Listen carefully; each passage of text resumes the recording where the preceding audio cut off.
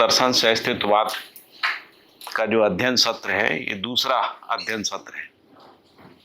पहला अध्ययन सत्र हमने पिछले महीने किया था और उसमें अस्तित्व दर्शन ज्ञान, जीवन दर्शन ज्ञान और मानवीयतापूर्ण आचरण दर्शन ज्ञान, इन 3 मुद्दों के ऊपर बात की थी। और उसके बाद फिर हमने 2 सत्र जो है ऑनलाइन सत्र किए थे, जो भी क्वेश्चन आंसर जो है था। अभी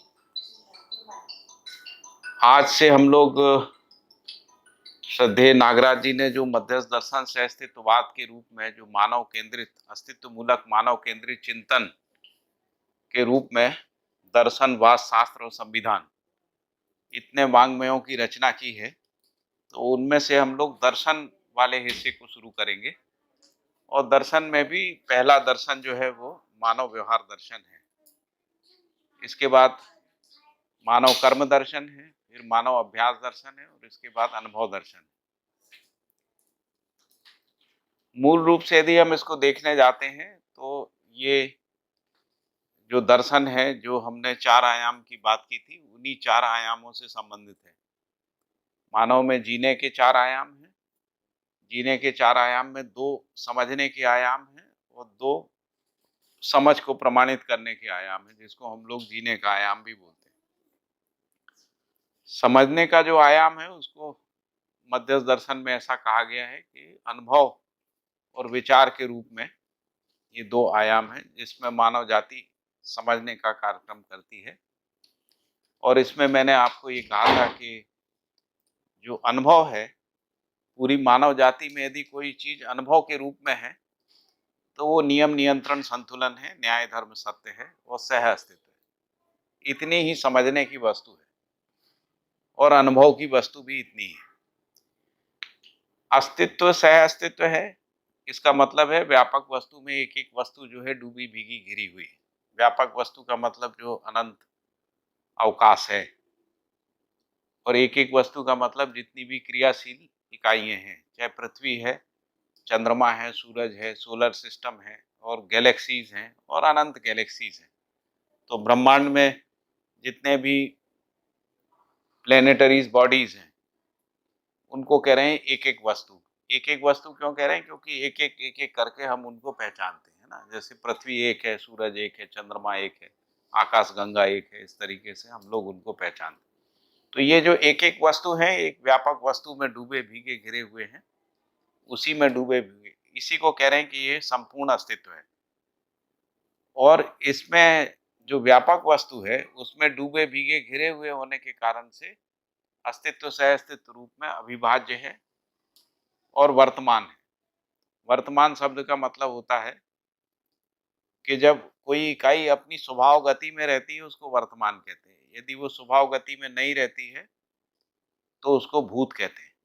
भूत का मतलब है कि जिसका अस्तित्व नहीं है, जिसको मिथ्या भी कहते हैं। मिथ्या का मतलब, जैसे मानव अभी जिस आचरण में जी रहा है वो मानव का आचरण नहीं है, वो भूत का आचरण है। भूत का यानी विगत का है। विगत क्या है? मानव का जीव चेतना। तो जीव चेतना के आचरण में मानव जी रहा है, इसलिए मानव अपने वर्तमान में नहीं है। तो मानव का वर्तमान मानवीयतापूर्ण आचरण है। जीवों का वर्तमान जीव का जो आचरण है, पेड़ पौधों का जो वर्तमान है, वनस्पति संसार का वर्तमान उनका आचरण है, जिसकी निरंतरता में वो बने रहते हैं। पदार्थावस्था का भी आचरण जो है वो अपने अपने आचरण में बने रहने के रूप में जो उनका स्वभाव है, धर्म है, उस अर्थ में उनका आचरण है जो वर्तमानित है। वर्तमानित यानी वो निरंतर वैसा ही बना रहता है। केवल मानव जो है वो अपने वर्तमान में नहीं है। वर्तमान में नहीं है यानी अपने आचरण में नहीं है, और वर्तमान में नहीं रहने के कारण ही मानव समस्याग्रस्त है। क्योंकि अस्तित्व सह अस्तित्व है, उस दृष्टिकोण से शरीर तो मानव का जो शरीर है जीव शरीरों से विकसित हो गया। मानव का जो ब्रेन है वो समृद्धिपूर्ण मेधस के रूप में विकसित हो गया, लेकिन समृद्धिपूर्ण मेधस के रूप में जो जीवन जागृति है उसका प्रमाण नहीं आ पाया। इसलिए कह रहे हैं कि मानव जो है जीव चेतना में है। यदि कोई भी व्यक्ति इस पृथ्वी पर जागृत नहीं होता तो हम ये कहते हैं कि मानव भी जीव ही है ना। क्योंकि उससे भी उन्नत चेतनाओं को हमने इस पृथ्वी पे देखा, जैसे श्रद्धेय नागराज जी को देखा, उनके आचरण को देखा, उससे ये अनुमान लगता है कि हम उस आचरण में नहीं जी पा रहे हैं। मतलब हम जी सकते हैं, इसका संभावना का उदय जो है इस पृथ्वी पे हो चुका है। और हम भी वैसा जीना चाहते हैं, इस रूप में कामना हमारे अंदर फलीभूत हो गई, है ना? हम सबके अंदर कामना है कि हम मानवीयतापूर्ण आचरण के रूप में जी सकें। हम जी नहीं पा रहे हैं। जीता हुआ एक व्यक्ति प्रमाण के रूप में हमारे बीच में थे, जिनको हमने जीते हुए देखा है। उन्हीं का अनुकरण, अनुसरण पूर्वक हम लोग कुछ-कुछ लोगों में इसको प्रस्फुटित होते हुए देख रहे हैं। इस रूप में एक संभावना हमको दिखती है कि मानवीयतापूर्ण आचरण जो है वो इस धरती पर उसकी परंपरा बन सकती है और मानव अपने आचरण में प्रतिष्ठित होके नित्य सहअस्तित्व पूर्वक वर्तमानित हो सकता है, प्रमाणित हो सकता है। ठीक है, ये भाषा समझ में आती है थोड़ा? मुझे लगता है अभी धीरे-धीरे समझ में आने लगेगी, है ना? तो मैंने ये कहा कि जो भी वाङ्मय की रचना हुई है, मध्यस्थ दर्शन से अस्तित्ववाद में, जिसमें 4 दर्शन हैं, 3 वाद हैं, 3 शास्त्र हैं। ये सभी वाङ्मय जो है 4 आयाम के ही वाङ्मय हैं। 4 आयाम जो मानव के हैं, अनुभव, विचार, व्यवहार और व्यवसाय। इस तरीके से 4 जो हैं वो हैं। इसमें से जिसको हम अनुभव दर्शन कह रहे हैं, वो अनुभव का आयाम है। जिसको हम दर्शन कह रहे हैं, चारों दर्शन कह रहे हैं, वो विचार है। दर्शन का मतलब होता है, हाँ, दर्शन विचार के रूप, विचार आयाम, विचार नहीं, विचार आयाम। विचार आयाम का जो विस्तार है वो मन, वृत्ति और चित्त तक है। मन, वृत्ति, चित्त तक, जहाँ पर विचार का प्रभाव रहता है। क्योंकि इच्छाएं भी विचार से नियंत्रित होती हैं और मन भी जो है विचार से नियंत्रित होता है, इसलिए विचार आयाम का जो विस्तार है वो मन, वृत्ति, चित्त तक है। और जिसको अनुभव आयाम कहते हैं वो आत्मा और बुद्धि है। आत्मा और बुद्धि, क्योंकि अनुभव का सीधा प्रभाव बुद्धि के ऊपर आता है, इसलिए बुद्धि तक जो है अनुभव आयाम। इसके बाद आत्मा और बुद्धि का प्रभाव जो है चित्त, वृत्ति और मन तक आता है। तो चित्त, वृत्ति, मन तक का जो जीवन का जो क्षेत्र है उसको विचार आयाम कहते हैं। दर्शन विचार आयाम में क्यों है, ये प्रश्न आता है।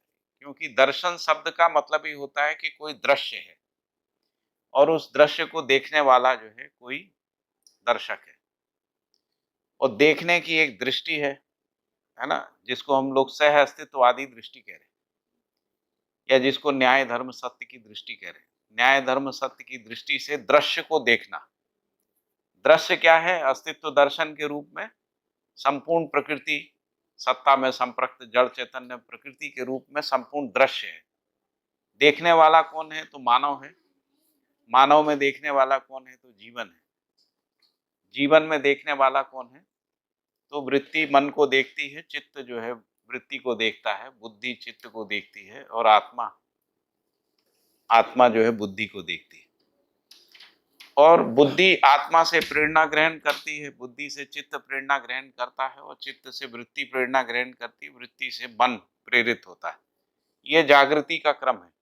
इसी को पूर्वानुक्रम, पूर्वानुक्रम कहते हैं। पूर्वानुक्रम का मतलब आत्मा के संकेतों को जीवन के जो क्रियाकलाप है वो क्रम से ग्रहण करते हैं और फिर यही मानव में आता है ना। जैसे आत्मा से प्रेरित बुद्धि, बुद्धि से प्रेरित चित्त, चित्त से प्रेरित वृत्ति, वृत्ति से प्रेरित मन और मन से प्रेरित जो है मानव का क्रियाकलाप, जो व्यवहार के रूप में रहता है और व्यवसाय के रूप में रहता है, जिसको हम लोग कार्य और व्यवहार भी कहते हैं ना, जिसको हम मानवीयतापूर्ण आचरण कहते हैं। मानवीयतापूर्ण आचरण के रूप में 2 हिस्से हैं, एक व्यवहार का हिस्सा है और दूसरा जो हिस्सा है कार्य का हिस्सा है, जिसको व्यवसाय क्रिया कह रहे हैं। हमने पिछले सत्र में इन दोनों की बात की थी। जो व्यवहार का क्रिया है वो मानव में 5 स्तरों तक है। व्यक्ति में, परिवार में, समाज में, राष्ट्र में, अंतर्राष्ट्र में। इन 5 स्तरों तक मानव का व्यवहार है। व्यक्ति में जो व्यवहार है वो संबंध का पहचान है, संबंध की स्वीकृति तक है। परिवार में जो व्यवहार है परिवार संबंधों के निर्वाह के अर्थ में है, जिसको हम कह रहे हैं कि परिवार में 3 संबंध हैं, माता पिता पुत्र पुत्री संबंध, पति पत्नी संबंध और भाई बहन संबंध। भाई बहन संबंध में भाई भाई संबंध भी है, बहन बहन संबंध भी है, भाई बहन संबंध भी है। माता पिता पुत्र पुत्री संबंध में जितने भी पितृ के समकक्ष जो हैं, वो सभी माता पिता पुत्र पुत्री माता पिता के अर्थ में गण्य होते हैं। चाहे वो काका चाचा हो या दादा हो या पिता हो या मामा हो, फूफा हो, इन सबको हम लोग पिता के रूप में गण्य करते हैं। इसी प्रकार से माताओं की गणना भी किसी भी परिवार में इसी अर्थ में होती है। पुत्र पुत्री भी इन सब की जो संतानें हैं वो आपस में पुत्र पुत्री यानी वो भाई बहन के अर्थ में होते हैं, ऐसा हमारी परंपरा में पहले से बना हुआ है। तो परिवार में इन सब संबंधों में निर्वाह है ना, इसमें निर्वाह तो पहले परिवार में जो निर्वाह है वो 3 पीढ़ियों में होता है, दादा दादी, माता पिता और पुत्र पुत्री, है ना, इन 3 पीढ़ियों में होता है। इसके बाद माता के जो परिवार के लोग होते हैं या पिता के परिवार के जो दूसरे लोग होते हैं, जैसे पिता की बहनें होती हैं जिनको हम लोग बुआ कहते हैं, या जो माता की बहनें होती हैं या भाई होते हैं उनको मामा बोलते हैं ना, या मौसी बोलते हैं। इस तरीके से कुछ एक संबंध को हम लोगों ने नाम दिया हुआ है। तो परिवारों की परस्परता में संबंध निर्वाह का क्रिया होता है ना। पहले परिवार के अंदर होता है, फिर परिवारों की परस्परता में होता है। यदि ये संबंध निर्वाह न्याय के अर्थ में होता है, अखंड समाज के अर्थ में होता है, सहअस्तित्व के अर्थ में होता है, तो पारिवारिक जीवन सफल होता है और सुख समृद्धि जो है और अभय परिवारों की परस्परता में प्रतिष्ठित होता है। इस प्रकार से हम इसको पहचान सकते हैं। यदि संबंध निर्वाह परिवारों की परस्परता में अखंड समाज के अर्थ में होता है, सार्वभौम व्यवस्था के अर्थ में होता है, न्यायपूर्ण व्यवहार के अर्थ में होता है, तो मैंने कहा कि पारिवारिक जीवन जो है सफल होता है, परिवारों की परस्परता में जीना सहज होता है, सुलभ होता है और सुख समृद्धि जो है वो धीरे-धीरे बढ़ना शुरू हो जाती है, परिवारों की परस्परता में बढ़ती। जैसे-जैसे परिवारों की परस्परता में न्यायपूर्ण व्यवहार या मानवीयतापूर्ण आचरण प्रतिष्ठित होता है, वैसे-वैसे समाज में भय कम होता है। अभी सब परिवार एक-दूसरे से डरे हुए हैं, भयभीत हैं, है ना? भयभीत का कारण है क्योंकि उनका आचरण निश्चित नहीं है। आचरण निश्चित नहीं होने के कारण से अनिश्चित आचरण के व्यक्ति से भय लगता है। अनिश्चित आचरण यदि किसी का होता है तो उससे भय लगता है, क्योंकि उसके बारे में आश्वस्ति नहीं रहती है, पता नहीं ये क्या करेगा, क्या कहेगा, कैसे करेगा, है ना? तो इसलिए निश्चित आचरण को पहचान के उसका अभ्यास करना होता है, जिसको व्यवहाराभ्यास बोलते हैं। व्यवहाराभ्यास को करने से पूर्व व्यवहार को दर्शन के रूप में समझने की आवश्यकता होती है। व्यवहार क्रिया का जो प्रभाव है, व्यवहार क्रिया का निर्वाह है ना? व्यवहार में जो निर्वाह क्रिया है, उसमें क्या-क्या निर्वाह होता है? मूल्यों का निर्वाह होता है, वस्तु का अर्पण-समर्पण होता है, सेवा के रूप में निर्वाह होता है, मानवीयतापूर्ण आचरण के रूप में व्यवहार होता है, सदुपयोगिता के रूप में व्यवहार होता है। हमारा परिवार जो है कुछ समाज के लिए कुछ सदुपयोगिता पूर्वक अपने समाधान और समृद्धि को समाज के अर्थ में नियोजित करता है, वो भी एक व्यवहार क्रिया है। जैसे हम शिक्षा में भागीदारी करते हैं या हमारी समृद्धि दूसरों की समृद्धि के लिए सहायक होती है ना? उस रूप में जो भागीदारी है जिसको अपन मानवीयतापूर्ण आचरण परंपरा के रूप में पहचान पाएंगे, तो उस व्यवहार के कारण से परिवारों की परस्परता में अभय आता है। और यदि हम परिवार में न्यायपूर्ण व्यवहार के साथ रहते हैं तो परिवार में समाधान समृद्धि प्रमाणित होती है। समाधान समृद्धि प्रमाणित होने से पूर्व विचाराभ्यास नाम की एक प्रक्रिया है। जैसे अभी हम जो अध्ययन कर रहे हैं ये मूल रूप से विचाराभ्यास है। विचाराभ्यास पूरा होने के बाद चिंतनाभ्यास होता है। तो पहला स्टेप है कि विचाराभ्यास है। विचाराभ्यास में हमको सभी चीजों के अर्थ को समझना होता है। भाषा का जब हम उपयोग करते हैं उसमें कुछ शब्दों का प्रयोग होता है। इन शब्दों के यदि अर्थ हमको पता रहते हैं तो हम अर्थ के साथ जुड़ते हैं, फिर ये शब्द वाक्य बनते हैं। तो एक वाक्य में जितने शब्द होते हैं उन सभी शब्दों के अर्थ को जोड़ के वाक्य का अर्थ जो है हमको समझ में आता है। फिर ऐसे वाक्य मिलके एक अध्याय बनते हैं, एक पैराग्राफ बनता है ना। एक पैराग्राफ अनुच्छेद बोलते हैं हिंदी में, है ना। तो एक पैराग्राफ बनता है, तो पैराग्राफ का भी एक भावार्थ होता है और ऐसे कई पैराग्राफ से फिर एक अध्याय बनता है, कई अध्याय से मिलके एक वाङ्मय बनता है। तो पूरा वाङ्मय क्या कहना चाहता है, इसको समझने के लिए भी अस्तित्व में वस्तु के रूप में शब्दों के जो अर्थ होते हैं उससे अपने को जोड़ना होता है। ठीक है, ये बात समझ में आ रही? तो मैंने कहा कि जो व्यवहार दर्शन है उसका जो मूल वस्तु है वो व्यवहार है, और वो व्यवहार को कैसे समझना, तो सह अस्तित्व में समझना है। जैसे मेरा अपना होना परिवार के साथ है या परिवार के बिना है? मेरा अपना होना माता-पिता के साथ है या मेरा अपना होना स्वतंत्र है?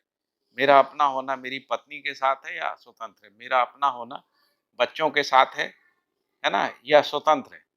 मेरा अपना होना मित्रों के साथ है या स्वतंत्र है? मेरा अपना होना गुरु के साथ है या स्वतंत्र रूप से?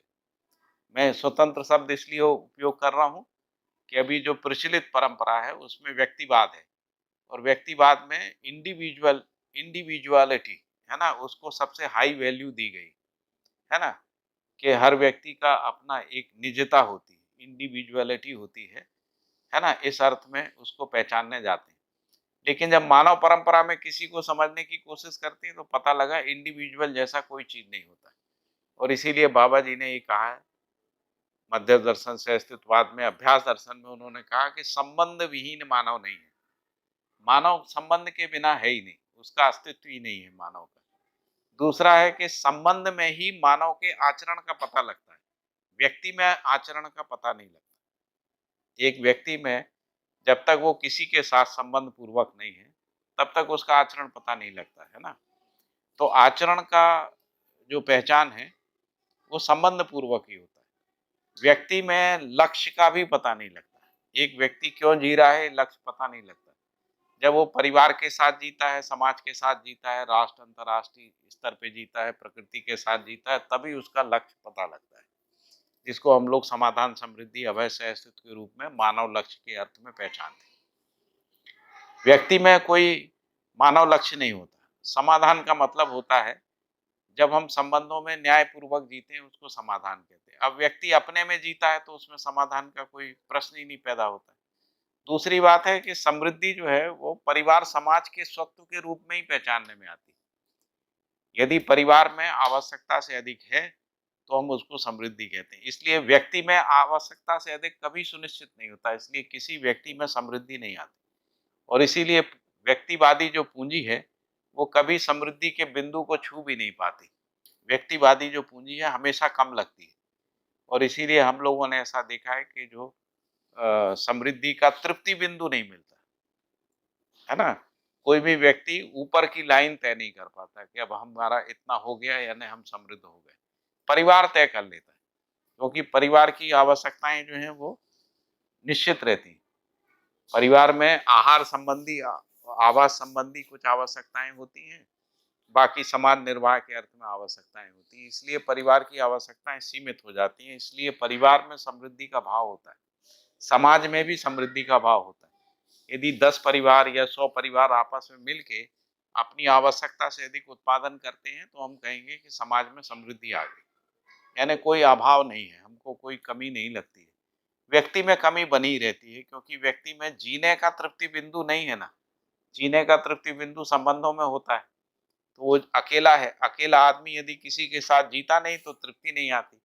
धन के साथ जीने का प्रयास करता तो तृप्ति नहीं आती। इसलिए धन का तृप्ति बिंदु ऊपर की जो मैंने कहा कि आवश्यकता को निश्चित करना, ये बनता नहीं इंडिविजुअल में। इसीलिए व्यक्तिवादी तरीके से मानव का पहचान नहीं है, व्यक्तिवादी तरीके से मानव में कोई व्यवहार का क्रिया नहीं है, व्यक्तिवादी तरीके से मानव में कोई लक्ष्य का ध्रुवीकरण नहीं है, स्थिर लक्ष्य को नहीं पहचाना जा सका है ना। और व्यक्तिवादी तरीके से जीने वाला व्यक्ति सामाजिकता को प्रमाणित नहीं कर सकता। सामाजिकता को प्रमाणित करने के लिए संबंध को पहचानना होता है, संबंध निर्वाह को करना होता है। तो इसीलिए व्यवहार दर्शन में व्यक्ति, परिवार, समाज, राष्ट्र, अंतरराष्ट्र के स्तर पे व्यवहार की मीमांसाएं की गई और व्यवहार निर्वाह की क्रिया को समझाया गया है ना, कि व्यवहार निर्वाह कैसे होता है। जैसे मूल्यों के रूप में निर्वाह होता है, तो मूल्यों का क्या अर्थ होता है उन्होंने स्पष्ट किया है। चरित्र का क्या अर्थ होता है, जब परिवार की परस्परता में व्यवहार होता है, तो परिवार की परस्परता में जो व्यवहार है वो चरित्र पूर्वक होता है। तो चरित्र की मीमांसा की, स्वधन क्या है, स्व नारी क्या है, स्व पुरुष क्या है, दयापूर्ण कार्य व्यवहार क्या है, इस तरीके से चरित्र की मीमांसा को व्यवहार दर्शन में किया है। फिर नैतिकता का निर्वाह समाज में होता है, क्योंकि हर समाज जो है तन मन धन रूपी जो अर्थ है उसका सदुपयोग और सुरक्षा चाहता है। जैसे हम कुछ भी पैदा करते हैं, हम चाहते हैं उसका सुरक्षा हो और उसका सदुपयोग हो। यदि मान लीजिए सदुपयोग नहीं होता है तो भी दुख होता है, यदि सुरक्षा नहीं होती तो भी दुख होता है कि हमने इतने मेहनत से कोई चीज पैदा की और वो खराब हो गई। तो इसलिए इसी प्रकार से तन है, मन है और धन है, तन मन धन रूपी जो अर्थ है उसकी सुरक्षा और सदुपयोगता के रूप में नीति होती है। तन मन धन के रूप में, उत्पादन के रूप में अर्थ नीति होती है, सुरक्षा के रूप में राज्य नीति होती है और सदुपयोगता के रूप में धर्म नीति होती है। इन तीनों नीतियों के योगफल में व्यवस्था का प्रमाण आता है। व्यवस्था, जैसे जैसे व्यवस्था समाज में प्रतिष्ठित होती है वैसे वैसे अभय आता है, समाज में अभय आता है और सह अस्तित्व पूर्वक जीना जो है वो प्रमाणित होता है। तो ये अनुक्रम है जिसको बाबा जी ने मूल्य चरित नैतिकता के रूप में व्यवहार निर्वाह को स्पष्ट किया है। इसके बाद उन्होंने सेवा को स्पष्ट किया है ना। सेवा के रूप में जो निर्वाह होता है, माता पिता बच्चों की सेवा करते हैं, बच्चे माता पिता की सेवा करते हैं। सेवा करते समय भी जो भाव है उन भावों को स्पष्ट किया है मानव व्यवहार दर्शन में। इसके बाद वस्तु निर्वाह भी होता है, परिवार में वस्तु निर्वाह। माता पिता जो है वो अपने बच्चों को वस्तुओं के साथ भी निर्वाह करते हैं, बच्चे भी माता पिता के साथ वस्तु निर्वाह करते हैं, वस्तु का आदान प्रदान करते हैं। परिवारों की परस्परता में भी वस्तुओं का आदान प्रदान होता है। जैसे खासकर जो उत्सव होते हैं, जन्म उत्सव होता है, विवाह उत्सव होता है, इन सब में हम लोग भेंट देते हैं एक दूसरे को, अपने परिश्रम से अर्जित किए हुए धन से कुछ भेंट करते हैं।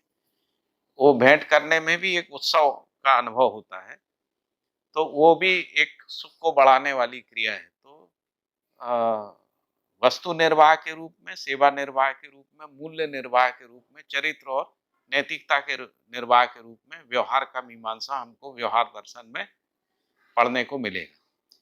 तो जो मैंने कहा कि जो व्यक्तिवादी तरीके से हमने जो व्यवहार की बात को सोचा मानव परंपरा में, वो सफल नहीं हुआ और सफल नहीं होने के कारण से जो नैसर्गिक रूप से परिवार प्रकट हुए थे वो भी टूटने लगे नैसर्गिकता में। क्योंकि जब मानव का उद्भव हुआ होगा, धीरे धीरे एक परिवार के रूप में गठन बना होगा और वो गठन कुटुंब तक गया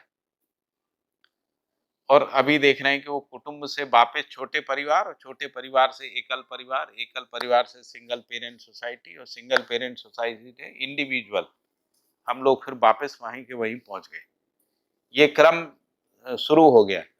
जबकि नैसर्गिक प्रवृत्ति क्या है मानव की? गठन की है। जैसे परमाणु की नैसर्गिक प्रवृत्ति क्या है कि वो गठित होकर अणु बनाता है, अणु रसायन बनाते हैं, रसायन प्राण कोशाएं बनाती है, प्राण कोशाएं फिर गठित होकर वनस्पति संसार को प्रकटित कर, उन्हीं में गुणात्मक विकास से मानव शरीर रचनाएं, जीव शरीर रचनाएं जो है क्रमशः गठित होती।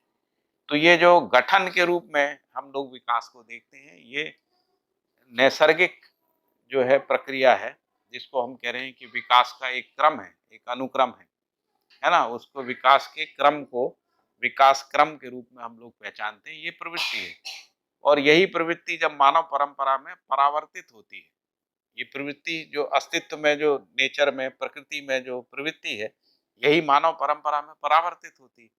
तो मानव में भी परिवार, समाज, राष्ट्र, अंतरराष्ट्र के रूप में गठन दिखता है ना। इसको यदि जीवन में भी देखते हैं तो जीवन में भी यदि जीवन की सभी क्रियाकलापों में एक तारतम्यता, एक सूत्रता, सामरस्यता रहती है, तभी जीवन जो है अपनी गरिमा को, अपनी महिमा को अभिव्यक्त कर पाता है। यदि मन वृत्ति के बीच में विरोध रहता है, वृत्ति चित्त के बीच में विरोध रहता है, मन वृत्ति चित्त का बुद्धि के साथ एक सूत्रता नहीं होती है ना, बुद्धि आत्मा के साथ एक सूत्रित नहीं होती है, उस स्थिति में जो जीवन का क्रियाकलाप है वो रैंडम हो जाता है, उसमें अंतर विरोध हो जाता है, उसमें पीड़ा हो जाती है, उसमें दुख पैदा हो जाता है ना। क्योंकि अंतर विरोध है ना। विरोध में तनाव होता है ना। विरोध मुक्त स्थिति, हम तनाव से मुक्त होते हैं। तो जीवन में जो क्रियाकलाप होता है वो भी व्यवहार के लिए एक अनिवार्य हिस्सा है।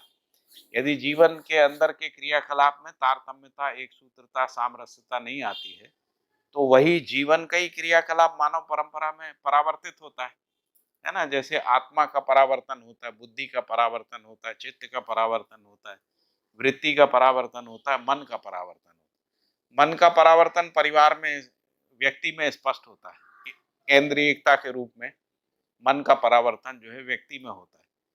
वृत्ति का परावर्तन परिवार में होता है, चित्त का परावर्तन समाज के रूप में होता है, बुद्धि का परावर्तन राष्ट्र के रूप में रहता है, और आत्मा का परावर्तन अंतर्राष्ट्र के रूप में रहता है।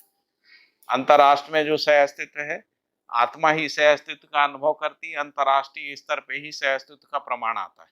तो इस प्रकार से मन, वृत्ति, चित्त, बुद्धि, आत्मा, व्यक्ति, परिवार, समाज, राष्ट्र, अंतर्राष्ट्र के रूप में मानव परंपरा में परावर्तित होते हैं, है ना।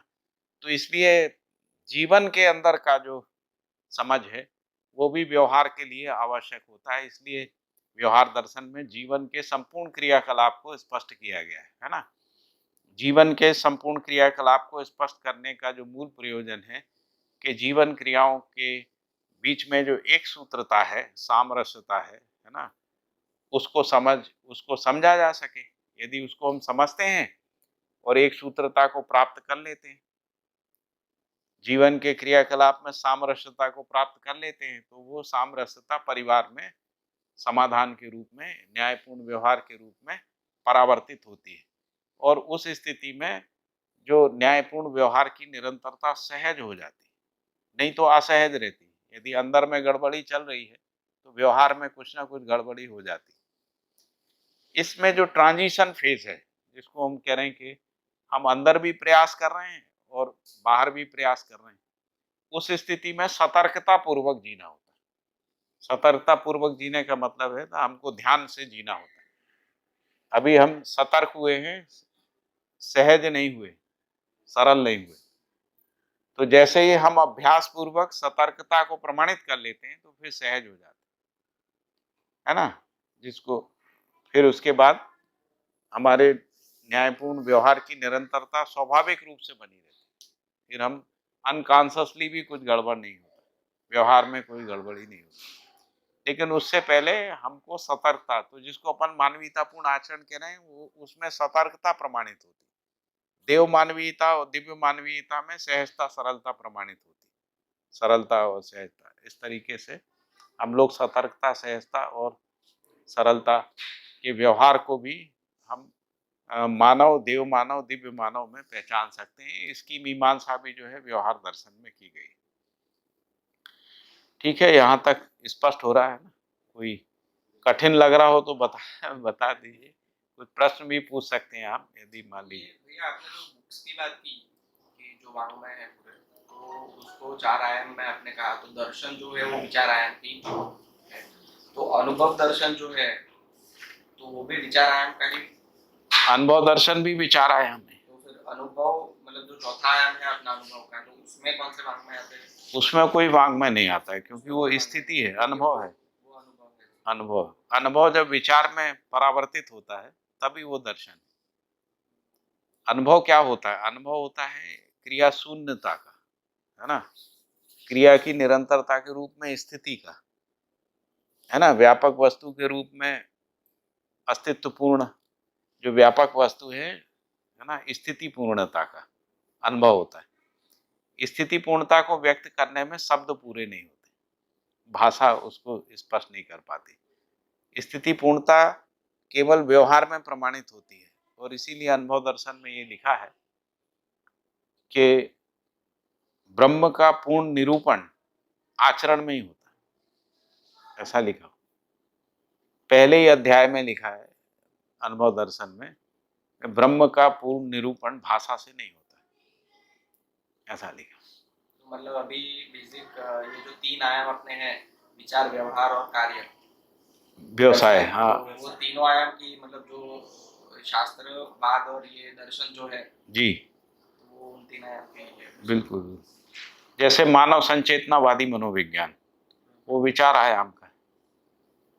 व्यवहारवादी समाजशास्त्र व्यवहार आयाम का, ऐसा। तो जब मानव व्यवहार दर्शन की बात करते हैं, वो व्यवहार और विचार दोनों आयाम का है कि फिर कैसे? वो दोनों, तीनों, चारों आयाम का है। अच्छा, मतलब हाँ, मूल रूप से 3 आयाम का है, क्योंकि जो चौथा आयाम है वो अनुभव। अलग आयाम की अलग ऐसा नहीं नहीं, वांग्मय वांग्मय, थोड़ी सी है। हाँ, क्योंकि तीनों आयाम को कनेक्ट करते हैं हर तीनों आयाम को, एक सूत्रता को, तीनों आयाम की एक सूत्रता को, जैसे आवर्तनशील अर्थशास्त्र आप पढ़ेंगे तो वो कहेंगे कि अर्थशास्त्र का प्रयोजन क्या है, तो अर्थशास्त्र का प्रयोजन सामाजिकता को सुनिश्चित करना। आदमी धनोपार्जन क्यों करता है? सामाजिकता के निर्वाह के लिए, है ना। तो वो व्यवहार आयाम से जुड़ गया, जिसको अपन विज्ञान सम्मत विवेक कह रहे हैं। विज्ञान सम्मत विवेक का मतलब हमने कुछ अर्थोपार्जन किया। अर्थोपार्जन क्यों किया है? प्रश्न, सामाजिकता के निर्वाह के लिए। यदि आपको सामाजिकता का निर्वाह नहीं करना है तो पैसे की जरूरत क्या है? इतने ज्यादा पैसे की क्या जरूरत? यदि व्यक्ति के रूप में जीना है तो आपको बड़े घर की भी जरूरत क्या है? ज्यादा वस्तुओं की आवश्यकता क्यों? क्योंकि आपको थोड़ा सा ही तो जीना है, व्यक्ति के रूप में जीना, परिवार के रूप में जीना है तो थोड़ा ज्यादा वस्तुओं की जरूरत है, समाज के रूप में जीना है तो थोड़ा और ज्यादा संसाधनों की जरूरत है, राष्ट्रीय स्तर पे जीना है तो और ज्यादा चाहिए, है ना। और वो भागीदारी के अर्थ में ही चाहिए, व्यक्ति के अर्थ में थोड़ी चाहिए। मान लीजिए आपने एकेडमिक इंस्टीट्यूशन बना ली और ना टीचर है, विद्यार्थी नहीं है, तो फिर बनाया किसके लिए? तो भागीदारी के अर्थ में ही कोई क्रियाकलाप जो है राष्ट्रीय या सामाजिक स्तर पे प्रमाणित होता है। और यदि भागीदारी में न्याय होता है तो हमको सुख देता है, तृप्ति देती है। यदि भागीदारी में न्याय नहीं होता है तो हम केवल पैसा कमाते रहते हैं, वो एक अतृप्ति की ओर ले जाते हैं, है ना। ठीक है।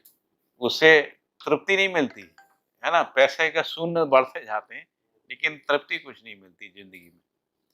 इसीलिए बाबा जी ने कहा कि जो ब्रह्म का निरूपण है वो व्यवहार में ही होता है, आचरण में होता है, व्यवस्था में होता है ना। जैसे हम ब्रह्म की व्याप्ति को देखेंगे तो न्याय के रूप में मानवीय आचरण में स्पष्ट होगा। व्यवसाय में ब्रह्म की व्याप्ति को देखेंगे वो नियम के रूप में, है ना, स्पष्ट होगा। वो जो हमने एक चार्ट बनाया है ना,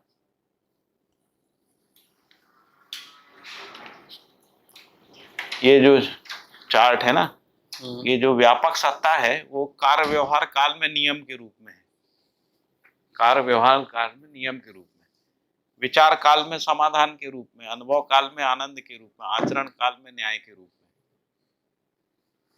सत्ता में संपूर्ण प्रकृति संप्रक्त अविभाज्य रूप में विद्यमान है और यही सह अस्तित्व है ना। तो कार्य व्यवहार का सह अस्तित्व नियम के साथ है, विचार का सह अस्तित्व जो है वो समाधान के साथ है, अनुभव काल में जो सह अस्तित्व है वो आनंद के साथ सह अस्तित्व है, और आचरण काल में जो सह अस्तित्व है वो न्याय के साथ सह अस्तित्व। आचरण के रूप में जो क्रियाकलाप है जिसको हम व्यवहार निर्वाह कह रहे हैं वो बिना न्याय के नहीं है ना। यदि वो न्याय के साथ है तभी सह अस्तित्व है, तभी वो सह अस्तित्व का प्रमाण है। तो इसीलिए नियम न्याय धर्म सत्य जो है, नियम न्याय धर्म सत्य ही व्यापक वस्तु के रूप में मानव के संपूर्ण क्रियाकलाप में ब्रह्म का निरूपण है, यानी ब्रह्म की सत्ता है। तो नियम की सत्ता, न्याय की सत्ता, धर्म की सत्ता, सत्य की सत्ता जो है वो प्रमाणित होती है। वहीं पे हम कह रहे हैं कि अनुभव दर्शन में कि ब्रह्म का निरूपण जो है वो आचरण में होता है, क्योंकि आचरण में पहचाना जा सकता है न्याय को। यदि आचरण में न्याय नहीं है तो ब्रह्म का सत्ता पहचानने में नहीं आएगा। ब्रह्म का सत्ता पहचानने में नहीं आएगा तो सहस्तित्व पूर्वक जीना नहीं होगा, यानी न्याय के साथ जीना नहीं। न्याय के साथ जिएंगे नहीं तो कॉन्फ्लिक्ट में जाएंगे। मानव अपने आचरण में नहीं रहेगा तो लड़ाई झगड़े, युद्ध, हिंसा, कलह, क्लेश इसी में जिएगा, जो हम लोग हजारों साल से देखते आ रहे हैं। तो जब हमने ब्रह्म की उपेक्षा की, परमात्मा की उपेक्षा की, है ना, जो व्यापक वस्तु के रूप में सत्ता है उसकी उपेक्षा करके जीने का प्रयास किया, उस स्थिति में मानव सफल नहीं हुआ, मानवीयतापूर्ण आचरण का प्रकटन नहीं हुआ। ऐसा क्या?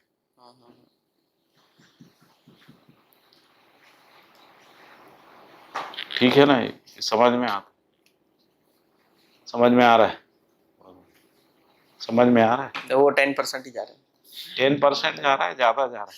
नहीं मतलब अभी सुनने में तो उतना ही जाता है, फिर से बार बार दोहराएंगे, फिर से सुनेंगे तो धीरे धीरे अभी कनेक्ट, ओवरव्यू में सिर्फ कनेक्शन बैठता है। मतलब वो अगर आप पूछेंगे कि ये कैसे हो गया तो एक्सप्लेन नहीं हो पाएगा।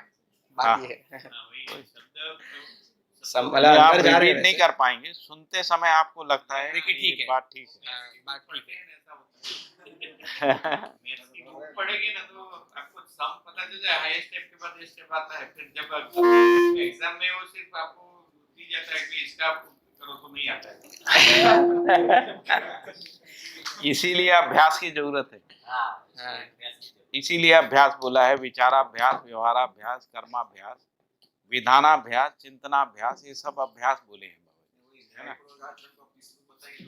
जिसको हम लोग उपासना कहते हैं। अभी जो उपासनाएं हैं परंपरा में, उन उपासनाओं से क्या हासिल होता है मुझे पता नहीं है ना, वो कुछ स्पष्ट नहीं होता है। अभी हम लोग कल एक जैन आचार्य जी के पास बैठे थे, उनसे हम ये कह रहे थे कि जो भी उपलब्धि होती है ना, वो व्यवहार में दिखना चाहिए।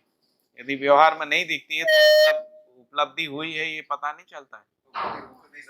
वो बहुत बार बार ये कह रहे थे कि जो प्रमाण है वो शास्त्र प्रमाण होता है, आगम प्रमाण होता है ना, जो आगम के रूप में शास्त्र है उसको वो प्रमाण कह रहे हैं। ऐसे ही है।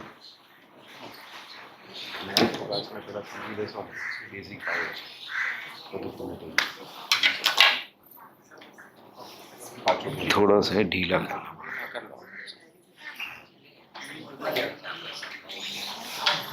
चालू है ना? हाँ चालू है। ठीक, सुनना और परफेक्ट हो जाएगा।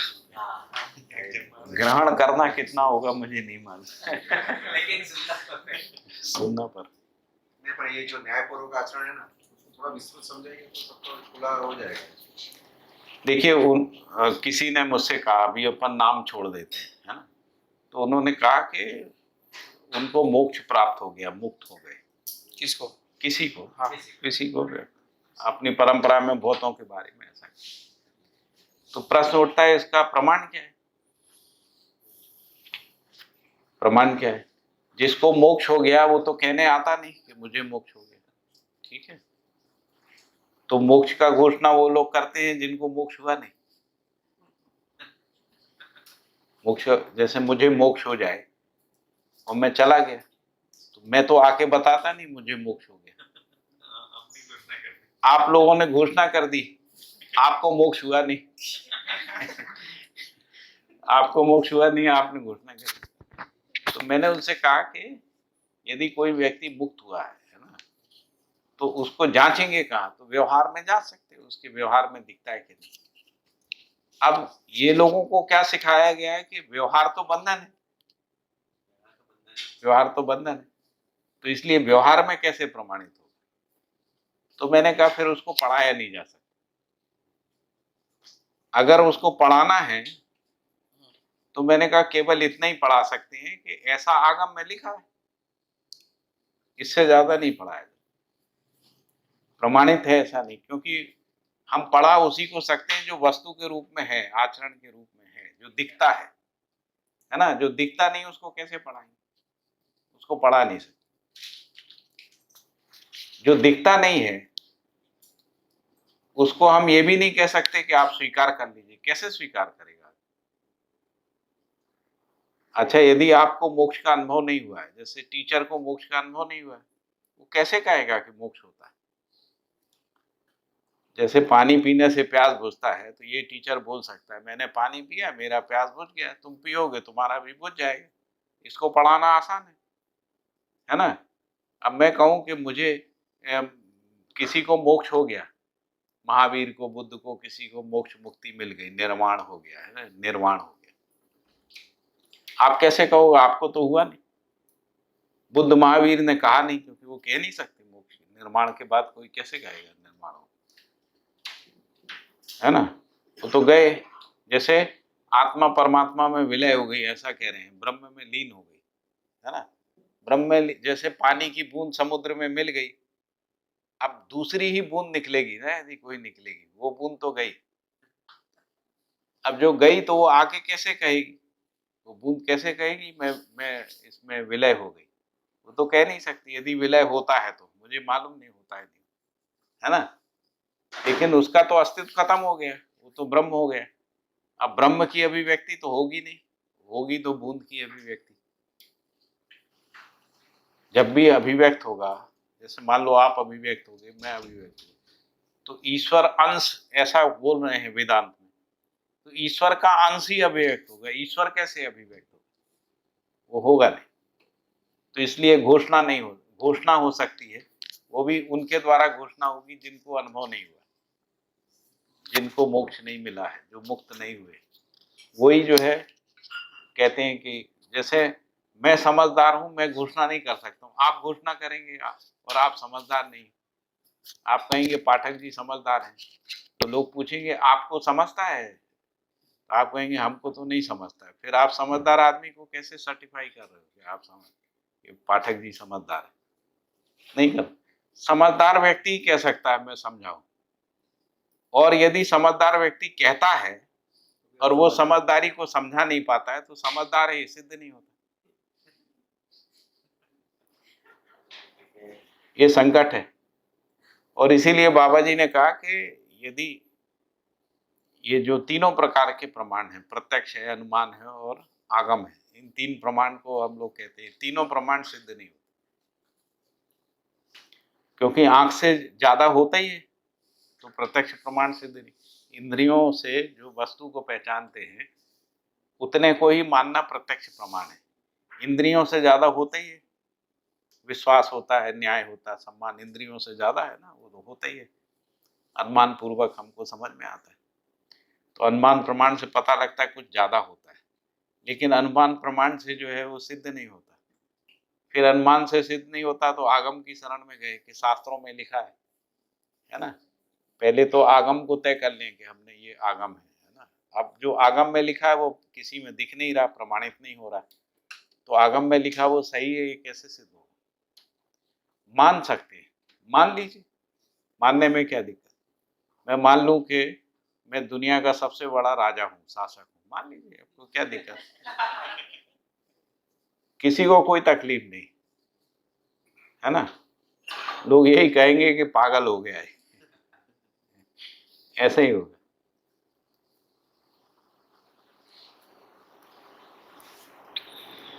इसके बंद होने से भी होता है ना।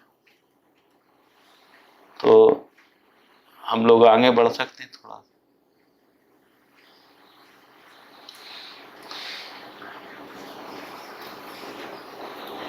तो पहले अध्याय का ही है ये, है ना। तो और कोई प्रश्न हो तो ठीक है, नहीं तो हम लोग इस अध्ययन में आगे बढ़ते हैं। ठीक है, आगे बढ़ते हैं। उसी में बीच में प्रश्न आएंगे। उसी में बीच में प्रश्न। तो यहां से शुरू करते हैं ना, संदेश से। व्यवहार दर्शन में बाबा जी संदेश दे रहे हैं। ये जो मध्य दर्शन के मूल तत्व है ना, ये बाद में पढ़ेंगे। एक बार व्यवहार दर्शन को पूरा कर लें, उसके बाद वो अपन को मूल तत्व समझ में आएंगे, मूल बिंदु जो है।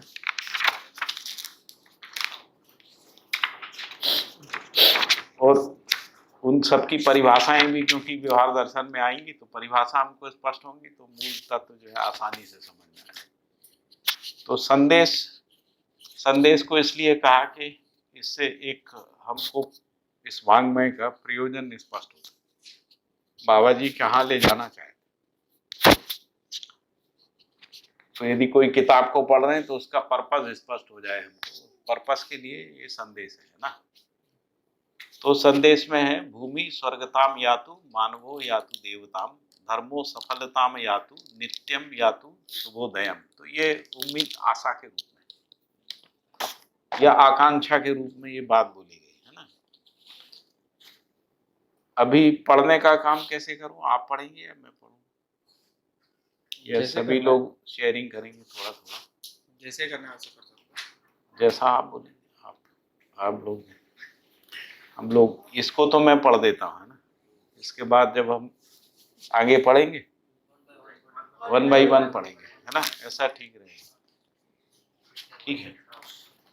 तो इस संदेश में कहा है कि व्यापक या शून्यावकाश में स्थित अनंत ब्रह्मांडों में से एक ब्रह्मांड के अंगभूत इस पृथ्वी पर वर्तमान में पाए जाने वाले मानव अत्यंत सौभाग्यशाली हैं, क्योंकि इनको ह्रास और विकास का अध्ययन एवं प्रयोग करने का स्वर्णिम अवसर व साधन प्राप्त है। तो इसमें ये कहा कि व्यापक शून्यावकाश, जिसको अपन व्यापक वस्तु कह रहे हैं, है ना। तो इसमें पहला जो वाक्य है उसमें लिखा है कि व्यापक शून्यावकाश में स्थित अनंत ब्रह्मांड। तो यहाँ ब्रह्मांड शब्द जो है एक सोलर सिस्टम के अर्थ में आ रहा है ना। अनंत ब्रह्मांड में से एक ब्रह्मांड, यानी जिसको हम सौरव्यूह कह रहे हैं ना, उस सौरव्यूह के अंगभूत पृथ्वी। तो बाबा जी पृथ्वी को कह रहे हैं कि वो सौरव्यूह का अंग है ना, अंगभूत है। जैसे मान लीजिए हमारा शरीर है, तो इस शरीर में जितने भी अंग अवयव हैं वो उसके अंगभूत हैं। जैसे हाथ शरीर का अंगभूत है।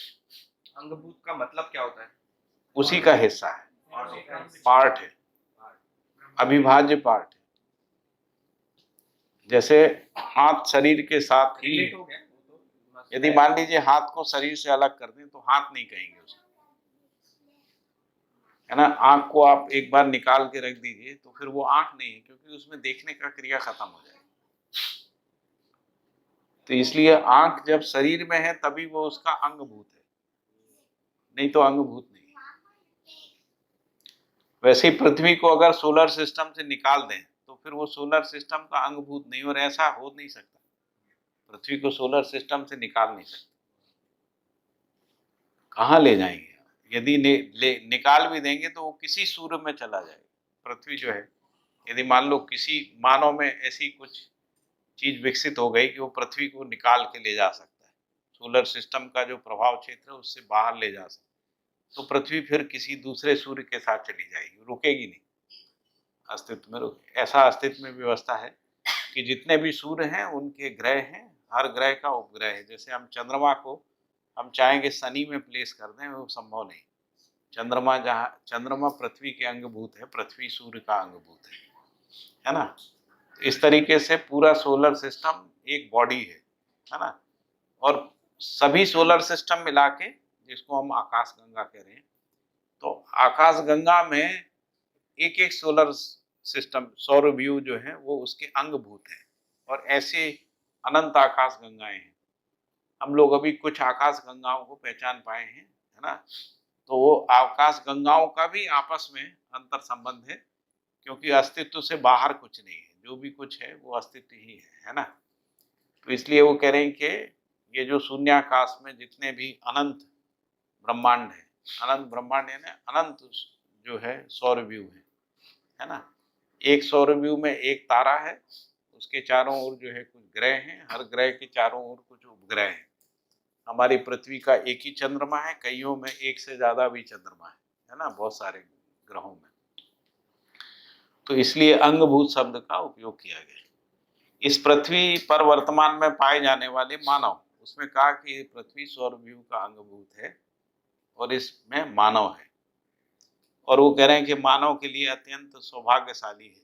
क्या सौभाग्यशाली है? कि वो इनको ह्रास और विकास का अध्ययन व प्रयोग करने का स्वर्णिम अवसर है मानव के पास।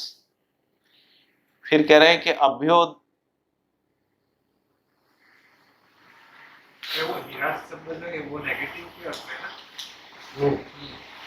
अस्तित्व में नेगेटिव पॉजिटिव नहीं होता है, ह्रास होता है और विकास होता है।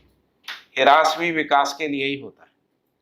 पदार्थावस्था में जैसे पेड़ पौधों का विघटन होना है ना, जैसे मट्टी पहाड़ का इरोजन होना है ना, हम इसको ह्रास क्रिया बोलेंगे। लेकिन इरोजन नहीं होगा तो आपकी जमीन खेती के लिए, पेड़ पौधों के लिए जो है मट्टी नहीं बनेगी, है ना।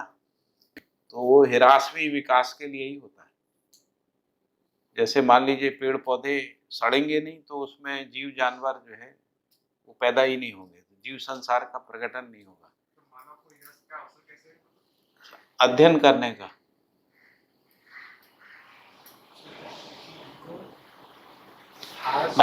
ह्रास की जब हम लोग बात करते हैं तो वो दो तरीके से होता है। अध्ययन करने का अवसर। हाँ, मतलब ह्रास का अवसर नहीं कह रहे हैं, ह्रास का अध्ययन करने। કે ભાઈ આ આપણે આજે અનંત બ્રહ્માંડોમાંથી એક બ્રહ્માંડમાં પણ આપણે માણસ છીએ, તો એને એવો અવસર છે કે આપણે વિકાસ અને હાસ આ બંનેનો આપણે અધ્યયન એવં પ્રયોગ પણ કરી શકીએ એવું એના માટેના સાધન અને બધી વસ્તુ અવસર મોકો આપણા જોડે છે એટલે હું સારા માણસ એના માટે જ માનું છું. પણ એ માણસ બીજું કરી શકે એના માટે નથી. मतलब अस्तित्व जीव संसार नहीं कर सकता, ये अवसर केवल मानव मानव के के पास पास वो मौका है उसको मौका और साधन भी હજી है। સાદી ભાષામાં કહીએ તો બનવું અને બગડવું એ બંનેનું આપણે અધ્યયન કરી શકીએ. जीव संसार जी सकता है, बस अध्ययन नहीं कर सकता। अध्ययन करने का और प्रयोग करने का अवसर मानव में है। जीव संसार प्रयोग भी नहीं कर सकते। आप दीमक को कितना भी ट्रेन करिए, वो अपना घर नहीं बदल सकते, प्रयोग करने का अवसर नहीं, डिजाइन नहीं बदल सकते, है ना, वो वैसे ही रहेगी। तो हमारे पास मानव को ये अवसर है, वो अध्ययन कर सकता है और प्रयोग कर सकता है। क्या प्रयोग कर सकता है? विकास का भी प्रयोग कर सकता है, ह्रास का भी। जैसे हमने विश्व युद्ध जो है वो ह्रास का प्रयोग है, तो भैया ह्रास मतलब का भी। जैसे अभी अगर ये हिरास की बात कर रहे हैं तो एक तो क्या होता है कि जैसे विघटन होना, तो वो तो एक भौतिक क्रिया है, मतलब जैसे इरोजन रचना भी हो रहा विरचना है है। या तो फिर हाँ मतलब बॉडी का डिकम्पोजिशन होना, तो उसको भी हम लोग एक हिरास कह रहे हैं। और जीवन में भी जो मतलब जैसे हिरास, जीवन के क्रिया में भी मतलब हिरास तो होता ही है जी, कि हम लोग ना समझ हो जाए, हाँ ना समझ और होते जा रहे हैं कि और भ्रमवश आसक्तिग्रस्त हो जाते हैं, विकारग्रस्त हो जाते हैं, इसको ह्रास कहते हैं। विकारग्रस्त हो जाना, आसक्त हो जाना, ना समझ हो जाना या रहना, ये सब ह्रास की स्थिति। यानी अपने आचरण में नहीं रहना, अपने आचरण से नीचे के आचरण में। जैसे मानव का आचरण मानवीयतापूर्ण आचरण है, जीव का आचरण में जीना ये ह्रास है ना। क्यों हाँ मतलब मैं सिर्फ इतना पॉइंट आउट कर रहा था कि जैसे ये जब विकास और हिरास की जब बात हो रही है तो वो दोनों रेफरेंस से हो रही है कि एक तो हम लोग ये फिजिकल भौतिक जो पूरा वर्ल्ड है उसको भी उस रेफरेंस से देख रहे हैं, लेकिन एक जीवन भी है जो जीवन में भी हिरास और विकास को भी देखना पड़ेगा, तो दोनों का सभी अध्ययन में। वैसे कर सकते हैं। मानव परंपरा में, जीवन में, जीवन परंपरा में, फिर इसके बाद जीवावस्था में और प्राणावस्था में और मानव में, इन सभी में पूरे अस्तित्व में ह्रास और विकास, चारों अवस्थाओं में ह्रास और विकास, है ना। उसका अध्ययन करने का और उसका प्रयोग करने का अवसर जो है वो स्वर्णिम अवसर और साधन भी प्राप्त है, ऐसा कहते हैं। तो ये भी साधन है ना, जिसको अपन आशा विचार इच्छा कह रहे हैं, वो भी साधन है, क्योंकि जीव संसार में वो साधन उपलब्ध नहीं है प्रयोग करने का, अध्ययन करने का, हमारे पास उपलब्ध है ये सब। फिर कह रहे हैं कि अभ्युदय सबको सर्वत्र उत्प्रेरित कर रहा है। अभ्युदय यानी जिसको सर्वतोमुखी समाधान का, सर्वतोमुखी समाधान का मतलब व्यक्ति, परिवार, समाज, राष्ट्र, अंतरराष्ट्र में समाधान। व्यक्ति में समाधान, परिवार में समाधान, समाज में समाधान, राष्ट्र में समाधान, अंतरराष्ट्र में समाधान। और समाधान का प्रमाण क्या है? न्यायपूर्ण व्यवहार के रूप में समाधान का प्रमाण है। एक समाधान होता है प्रश्न के उत्तर आ जाना, कोई भी वस्तु क्यों है, क्या है, कैसे है, ये स्पष्ट हो जाना, बौद्धिक स्तर पे समाधान, जिसको कह रहे हैं कि प्रश्न मुक्त हो जाना, है ना, वो एक समाधान है। लेकिन यहां भी वही प्रश्न उठता है कि यदि कोई समाधानित हो गया है तो उसका प्रमाण क्या है? उसका प्रमाण है कि वो संबंध में न्यायपूर्वक जी रहा है।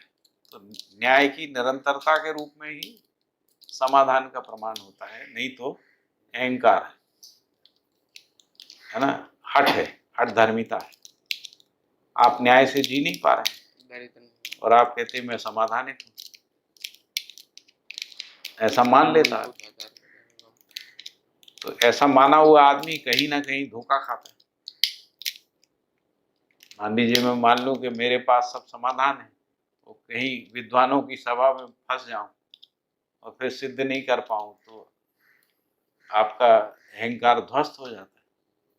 आपकी मान्यता गिर जाती है ना, फिर पीड़ा बनती कि मैं इतने 30 साल तक मूर्ख था।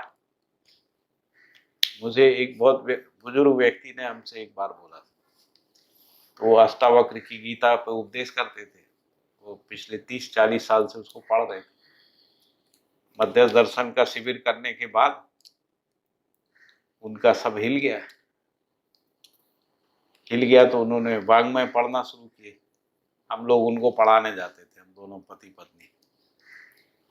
6 महीने के बाद उन्होंने कहा, हमारी स्थिति आपने धोबी के कुत्ते जैसी बना दी। उसके लिए 6 महीने लगा। ना हम घर के रहे ना घाट के। कहने लगे हमने 30 साल जो पढ़ा वो सब बेकार हो गया, और अभी 6 महीने से पढ़ रहे हैं, आपका समझ में नहीं आ रहा है। कह ले ये बात तो पक्का हो गई है कि हम जो समझे थे वो ठीक नहीं, इतना तो पक्का हो गया। एक दो भी तो छूट गया। लेकिन आप लोग जो पढ़ा रहे हैं, बाबा जी जो कह रहे हैं, वो समझ में नहीं आ रहा। वो बाबा जी से उम्र में बड़े थे जब हमारी जब उनसे बात हुई, शायद 3 साल बड़े थे। 102 साल की उम्र में मृत्यु हुई, 102 साल तक जिए। फिर वो बाबा जी से मिले, बहुत सारा बाबा जी के साथ चर्चा भी की, वाङ्मय को कम से कम 10-10, 15-15 बार पढ़ा। तो उनसे उनके रिश्तेदार पूछते थे कि अभी तो आपके पास आयु बचा नहीं, फिर आप इतना क्यों मेहनत करते हैं, है ना। तो उन्होंने कहा कम से कम इतना तो हो जाए कि हम कुछ समझ गए थे, उसके समझ के साथ मरे। नहीं तो फिर ये रहेगा कि ना समझी के साथ मरे, वो एक अतृप्ति का भाव बना रहेगा। अभी पता नहीं जीवन मरने के बाद क्या होता है ना, ये हमको पता नहीं। कम से कम मरते समय तृप्ति तो रहे कि हम कुछ समझ के मरे, ऐसा वो बोलते थे। बढ़िया, मतलब आदमी के अंदर आप देखिए कि कितना ज्ञान का पिपासा, जिज्ञासा कितनी गहरी रहती है कि वो मरते समय भी ये चाहता है कि हम समझ गए हैं, इस भाव के साथ मरे। हम ना समझ हैं, मूर्ख हैं, हम नहीं समझ पाए, इस भाव से मरना भी नहीं चाहता आदमी। ये भी बहुत बड़ी बात है, बहुत बड़ी बात है ना। मैं समझ गया आपकी। आरजी दबे थे, उनका नाम आरजी दबे थे, गुजराती थे। खेड़ाबाल जो होता ना, वो मध्य प्रदेश भोपाल में रहते थे, शिक्षा के एजुकेशन डायरेक्टर होकर रिटायर हुए थे करीब 62-63 में, कभी 64 में रिटायर हुए उन्हें। अच्छे, बहुत ही मतलब शिष्ट व्यक्ति थे, कभी उन्होंने कोई अशिष्टता नहीं की। लेकिन आप उनके मनोभाव को विश्लेषित करिए तो उससे पता लगता है। तो इसीलिए बाबा जी कह रहे हैं कि आपके पास अवसर है, अभ्युदय सबको सर्वत्र प्रेरित कर रहा है। यानी हर व्यक्ति समाधान चाहता है,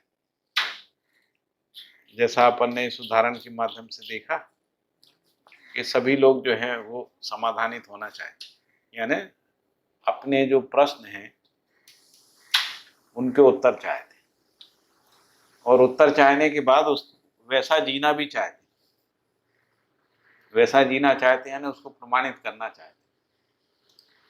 तो ये जो सर्वतोमुखी समाधान, क्योंकि अस्तित्व से अस्तित्व के रूप में नित्य समाधानित ही है, तो उस समाधान को प्रमाणित करना चाहिए, है ना।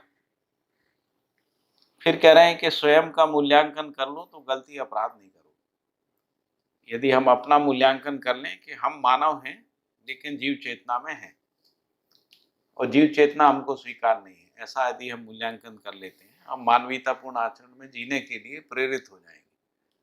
और यदि हम मानवीयतापूर्ण आचरण को समझ गए और उससे प्रेरित हो गए, तो फिर हम अमानवीयतापूर्ण व्यवहार नहीं करेंगे, यानी गलती और अपराध नहीं करेंगे। यहाँ पर जो गलती और अपराध दो शब्दों का उपयोग किया गया है। अपराध का मतलब होता है कि जो प्रकृति में जो भी व्यवस्थाएं हैं उन व्यवस्था में हस्तक्षेप नहीं करें, चाहे परमाणु में है, प्राण कोशिकाओं के अंदर है, वनस्पति संसार में है, जीव संसार में है, इस पृथ्वी में है। जो वातावरण का संतुलन है, ताप का संतुलन है, दाब का संतुलन, इस रूप में व्यवस्था है ना। या परिवार में व्यवस्था है, परिवार की व्यवस्था में हस्तक्षेप नहीं करें, क्योंकि व्यवस्था को में हस्तक्षेप करना वही अपराध है।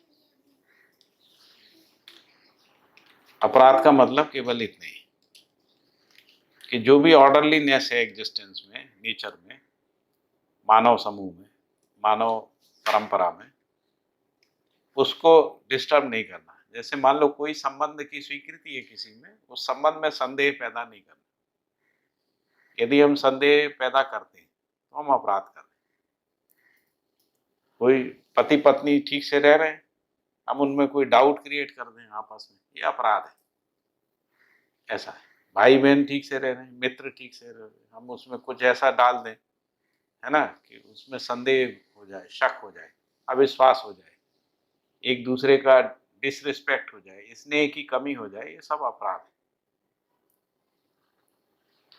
और गलती का मतलब यही है कि जो जिसका आचरण है उसी आचरण में जीना, नियम के साथ जीना, न्याय के साथ, धर्म के साथ, सत्य के साथ जीना, है ना, वो उसको कह रहे हैं कि गलती से मुक्त। यदि नियम विरुद्ध जी रहे हैं, न्याय के विरुद्ध जी रहे हैं, धर्म के विरुद्ध, सत्य के विरुद्ध जी रहे हैं, वो गलती है। तो गलती अपराध से, और यदि गलती अपराध कर रहे हैं तो दुखी होंगे ही। यदि गलती अपराध से मुक्त होते हैं तो दुखी नहीं होंगे, प्रताड़ित नहीं होंगे और दरिद्र नहीं होंगे। ऐसा है। अब ये तो एक बात हुई, लेकिन स्वयं मूल्यांकन को बाबा जी ने कैसे मध्य दर्शन के दृष्टिकोण से देखा, उसको आगे स्पष्ट किया। प्रताड़ित यानी पीड़ित हो जाना। तो ये तीनों शब्दों में फर्क क्या है? दुखी, प्रताड़ित और दरिद्र। दुखी जो है जीवन में होते हैं, प्रताड़ित शरीर के साथ होते हैं, और जो दरिद्र है वो परंपरा में होते हैं। परिवार समाज दरिद्र होता, राष्ट्र दरिद्र होता है ना, ऐसा। शरीर नहीं हो तो प्रताड़ना नहीं है। जैसे अपन किसी को दंड देते हैं ना, कि इसको 5 डंडे मारो, कोड़े मारो, उसी को प्रताड़ना बोलते हैं, क्योंकि शरीर को देते हैं, है ना, उसका जीवन में प्रभाव जाता है। दुखी जो है वो शरीर नहीं होता, दुखी जीवन होता है ना। तो एक जीवन के स्तर की बात है, एक व्यक्ति के स्तर की बात है, और एक परिवार समाज के रूप में, राष्ट्र के रूप में। दरिद्रता परिवार से शुरू होती है ना, परिवार, फिर समाज और राष्ट्र और अंतर्राष्ट्र तक जाती है दरिद्रता। दरिद्रता का मतलब अभाव, तो अभाव जो है वो व्यक्ति में ही आता है, ऐसा। और जब दरिद्र शब्द बोल रहे हैं तो भौतिक दरिद्रता की बात कर रहे हैं, यानी जो भौतिक रासायनिक वस्तुएं हैं उनकी कमी लगना, यानी रोटी की कमी, आहार की कमी, दूध की कमी, फल की कमी, कपड़े की कमी, घर की कमी, इसको दरिद्रता बोलते हैं, है ना। तो वो परिवार के स्तर पे ही होती है, इसलिए ये 3 शब्दों का उपयोग किया है। स्वयं मूल्यांकन करने के लिए स्वयं सिद्ध आधारभूत स्वयं सिद्ध मूलभूत आधार हृदयांगम करना होगा। तो वो कह रहे हैं कि मूल्यांकन का आधार क्या होगा। तो इसमें भैया एक क्वेश्चन था कि वो जो प्रताड़ित है, तो जब प्रताड़ित की बात कर रहे हैं तो पीड़ा की बात कर रहे हैं, तो मतलब पीड़ा मतलब शरीर में जो पेन हो रहा है उसकी बात कर रहे हैं। हाँ, शरीर के साथ नहीं, शरीर के साथ मतलब जीवन में पीड़ा नहीं होती, शरीर के साथ पीड़ा होती है। जीवन में दुख होता है, जीवन में दुख होता है और शरीर के साथ पीड़ा होती है। पीड़ा होती तो मतलब पीड़ा मतलब पेन, पेन, जिसको पेन कहते हैं, तो वो भी प्रताड़ना है। हाँ, तो भैया स्वयं मूल का रूप से मूल्यांकन कर लो, गलती अपराध नहीं करोगे, फलतः दुखी, प्रताड़ित और दरिद्र नहीं होगे। तो प्रताड़ित तो भैया नेचुरल वस्तु से भी हो सकते हैं ना। हो सकते हैं, हाँ, जैसे मतलब अभी लेकिन अपने जो कर्म या कार्य की वजह से हम लोग प्रताड़ित होते हैं वो नहीं होंगे, उसकी बात हो रही है। एक वो भी है, और दूसरा अभी विधि क्या है, अभी जो आदमी को नियंत्रित करने की विधि क्या है, वो तो प्रताड़ना है। दंडवत है। प्रताड़ना ही विधि है ना। वो प्रताड़ना थोड़ी कम हुई है, जैसे पहले कहते थे कोड़े मारो, डंडे मारो। मनु के धर्मशास्त्र में लिखा है, अगर ये ऐसा करते हैं तो इनको इतने डंडे मारो, है ना, या इतने कोड़े मारो, या इनको अकेले कमरे में बंद कर दो, ऐसा खाना मत दो, उसका खाना बंद कर दो, है ना, ऐसे ऐसे लिखा है प्रताड़ना का, या इनको घर से निकाल दो। अच्छा, तो उस रेफरेंस की बात हो रही है। उस रेफरेंस से वो सब प्रताड़ना है। ठीक। अभी प्रताड़ना से मुक्ति चाहते हैं हम, दंड से नियंत्रित नहीं होना चाहते हम, समाज से नियंत्रित होना चाहते हैं। तो मानव परंपरा दंड से यानी प्रताड़ना विधि से नियंत्रित होने से मुक्ति चाहती, तो कैसे होगी? तो उसके लिए वो कह रहे हैं कि उसकी विधि बता रहे हैं। ठीक है, अभी ये स्पष्ट हो रहा है। ठीक है। ठीक है सुनील भाई, बहुत बढ़िया। हाँ, आपका एप्रिसिएशन चाहिए थोड़ा सा। फिर प्रताड़ित भी करेंगे। आपका एप्रिसिएशन सुख बढ़ाएगा तुम्हें। ठीक है, तो उन्होंने कहा स्वयं मूल्यांकन करने के लिए स्वयं सिद्ध मूलभूत आधार हृदयांगम करना होगा। और वह क्या है? तो उन्होंने कहा ये 4 चीजें हैं। भूमि एक है और राज्य अनेक है। भूमि में कोई बॉर्डर नहीं है, भूमि एक है, और राज्य जो है वो सीमा के रूप में है, इसलिए राज्य नहीं। तो यदि मानव जब भी मानव शब्द आता है तो एक व्यक्ति की बात नहीं हो रही, सर्व मानव की बात ग्लोबल लेवल, है। Global level. हाँ, पृथ्वी के लेवल स्तर पे, ग्लोब के लेवल, है ना। फिर कहा कि मानव जाति एक, कर्म अनेक।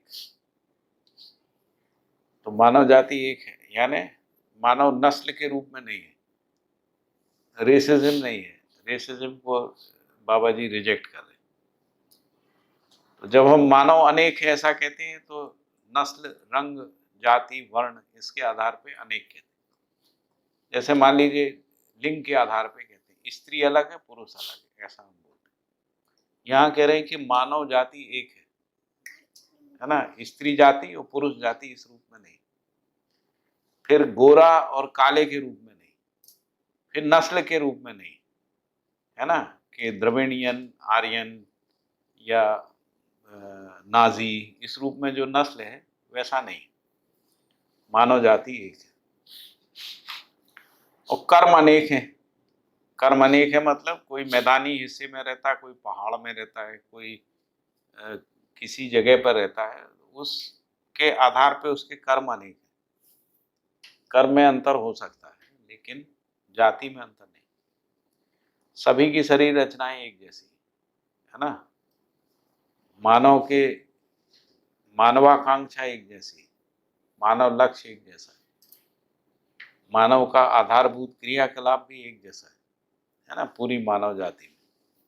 इस रूप में कह रहे हैं कि मानव जाति एक है और कर्म अनेक है। फिर कह रहे हैं मानव धर्म एक है और समाधान अनेक है। तो मानव धर्म क्या है? सुख है, सभी सुख चाहते हैं। समाधान अनेक हो सकते है ना, परिवार का समाधान, समाज का, व्यक्ति का समाधान अलग अलग हो सकता है। राज्य का समाधान जो है न्यायपूर्ण नीति के रूप में रहता है।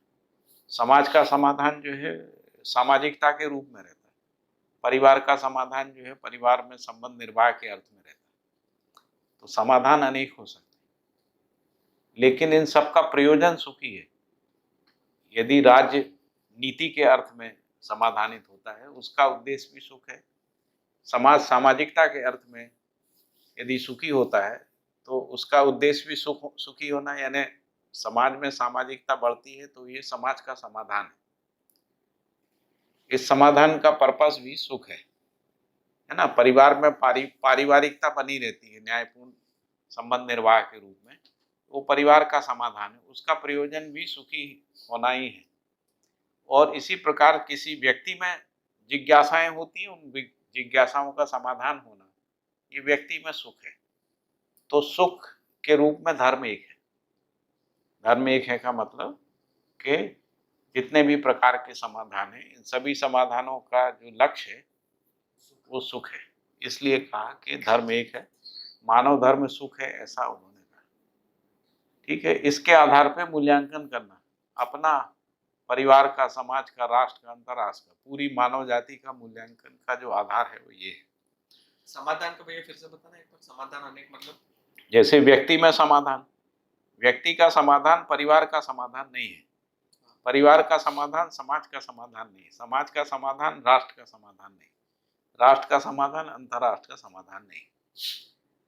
व्यक्ति का समाधान परिवार के समाधान में विलय होता है, परिवार का समाधान समाज के समाधान में विलय होता है, समाज का समाधान राष्ट्र के समाधान में विलय होता है। यह एक सूत्रित होता है, एक सूत्रित होता है। जैसे व्यक्ति समाधानित है तो वो परिवार को समाधानित करने में भूमिका का निर्वाह है। व्यक्ति का समाधान प्रश्न मुक्ति है ना, ज्ञान संपन्नता है। परिवार का समाधान न्यायपूर्ण व्यवहार की निरंतरता है और समृद्धि है, आवश्यकता से अधिक उत्पादन है। ये परिवार का समाधान है। यदि मान लो कोई ज्ञानी है और न्यायपूर्ण व्यवहार से नहीं जीता है, तो पहले तो ज्ञानी होना सिद्ध नहीं होता है, दूसरा समाधान नहीं होता। परिवार में समाधान नहीं, परिवार में समाधान न्यायपूर्ण व्यवहार निरंतरता के रूप में होता है, केवल भाषा से नहीं होता है ना। हम अच्छी भाषा बोलते हैं, अच्छा बात करते हैं, उससे नहीं होता। संबंध निर्वाह की निरंतरता, वो भी न्यायपूर्ण व्यवहार की निरंतरता, उस अर्थ में ही होता है। ठीक है ना। फिर मान लीजिए कि परिवार में समाधान है और परिवार सामाजिकता में भागीदारी नहीं करता, तो समाज में समाधान नहीं होगा। समाज में समाधान परिवारों की परस्परता में भागीदारी पूर्वक समाज में समाधान। समाज में समाधान क्यों चाहिए? क्योंकि भय मुक्ति चाहिए, है ना। मानव को मानव से भय ना हो, इस भय मुक्ति के लिए जो है हमको परिवारों के बीच में संबंध निर्वाह सामाजिकता के अर्थ में सुनिश्चित करना हो। यदि सामाजिकता रहती है तो परिवारों में परस्पर भय नहीं रहता। यदि कोई एक परिवार असामाजिक हो जाता है, उससे भय रहता है। यदि मान लो आधा समाज असामाजिक है, आधा सामाजिक है, तो भय रहेगा, है ना। हम कितना भी अच्छा परिवार बना लें, लेकिन यदि हमारे पड़ोस में सामाजिकता नहीं है और हम भी सामाजिकता का निर्वाह नहीं कर रहे, तो फिर भय तो रहेगा। समाधान हो सकता है, समृद्धि भी हो सकती है, लेकिन सामाजिकता जो है, और सुख के लिए सामाजिकता की जरूरत है। इसलिए सामाजिकता के रूप में समाज में समाधान आता है। समाज में सामाजिकता क्या है? प्रश्न उठा। व्यवस्थात्मक कार्यक्रमों में भागीदारी, उसी को समाज का न्याय बोलते हैं। शिक्षा में भागीदारी, स्वास्थ्य में भागीदारी, उत्पादन में, विनिमय में भागीदारी, है ना, न्याय सुरक्षा में भागीदारी। तो ये जो भागीदारी है सामाजिक कार्यक्रमों में ही होती है। जैसे आप किसी दूसरे के परिवार में क्या भागीदारी करें? भाई वो अपना संबंधों में जी रहे हैं, अपना कुछ उत्पादन करते हैं उसके साथ, उसमें ज्यादा भागीदारी नहीं हो सकती। लेकिन यदि 100 परिवार मिलके शिक्षा की आवश्यकता है तो एक स्कूल बना सकते हैं। तो उस प्रकार से शिक्षा में सामाजिकता के अर्थ में भागीदारी। अस्पताल बना सकते हैं, है ना, आपस में सुरक्षा को सुनिश्चित कर सकते हैं। एक दूसरे के बच्चों में न्याय का संस्कार बना रहे, शिष्टता बनी रहे, है ना, एक दूसरे का सम्मान, कृतज्ञता बनी रहे, इसके लिए न्याय सुरक्षा, है ना, इसको हम लोग समाज, परिवार के स्तर पे, समाज के स्तर पे सुनिश्चित, विनिमय को सुनिश्चित, वस्तु विनिमय हो जाए, लाभ की मानसिकता से मुक्त हो जाए, तो क्या होगा? सामाजिकता बढ़ेगी। यदि लाभ होगा तो सभी में लाभ होगा, और यदि लाभ होगा, सभी में लाभ होगा, तो एक दूसरे के आचरण पे संदेह बना रहे, पता नहीं कितना प्रॉफिट ले लिया, कितना ठग लिया, दोनों भाषा बोलते हैं लोग, है ना, अविश्वास बना रहे। और यदि लाभ विहीन कोई विनिमय प्रणाली हम स्थापित कर पाते हैं तो ये भय निकल जाए, शंका आशंका। तो लाभ हानि मुक्त विनिमय को से सामाजिकता आई। तो सामाजिकता आने से भय आशंका से मुक्त व्यवहार होगा, नहीं तो भय आशंका युक्त व्यवहार रहेगा। अभी बाजार में हम लोग भयभीत रहते हैं ठगे जाने से, है ना, इसीलिए तो हम 10 दुकानों में जाते हैं। क्यों जाते हैं? 10 लोगों से पूछते हैं, है ना, कहीं हम ठगे नहीं जाए। यदि हमको विश्वास हो जाए कि कोई नहीं ठगता है तो हम एक ही दुकान से ला सकते हैं सामान, 10 जगह घूमने की जरूरत नहीं, है ना। यदि हमको गुणवत्ता का विश्वास हो जाए, ये विश्वास हो जाए कि इसमें कोई मूल भाव नहीं होता, फिक्स रेट है ना, तो फिर हम वो सब जो अपना अननेसेसरी श्रम है उससे बच जाएंगे और फिर किसी से भय नहीं लगेगा। बेचने वाले को भी कोई प्रलोभन नहीं है और खरीदने वाले को भी कोई भय आशंका नहीं है ना, क्योंकि वो वस्तु विनिमय केंद्र हो जाएगा। तो सामाजिकता के रूप में निर्वाह करना, सामाजिकता का के रूप में समाधान को पाना है, समाज के स्तर पे समाधान को पाना है ना। फिर इसके बाद यदि मान लीजिए यहाँ तक हम लोग समाधानित हो गए और राष्ट्र में नैतिकता नहीं है ना, नीति नहीं है, विधि नहीं है, विधान नहीं है, संविधान नहीं है, उस स्थिति में समाजों में कॉन्फ्लिक्ट हो सकता है, समाजों में परस्परता में कॉन्फ्लिक्ट हो सकता है ना। तो इसलिए जो राष्ट्रीय स्तर पे नीति पूर्वक जो है समाधान आता है, नियम पूर्वक, नीति पूर्वक, है ना, विधि पूर्वक, विधान पूर्वक, संविधान पूर्वक सभी समाजों में या सभी समुदायों में, सभी परिवारों में उसकी स्वीकृति के रूप में समाधान आता है, जहाँ संविधान की भूमिका है। नहीं तो संविधान विहीन कोई देश नहीं हो सकता। आज भी भ्रमित अवस्था में भी यदि संविधान को हटा दीजिए, जैसे अभी अफगानिस्तान की क्या समस्या है, ये समझ में ही नहीं आ रहा है कि आचरण जो है वो कैसे नियंत्रित होगा। तो किसी को भी सड़क पे फांसी दे दो, किसी को पेड़ पे लटका दो, किसी को गोली मार दो, है ना। इस विधि से तो अविश्वास बना ही रहेगा।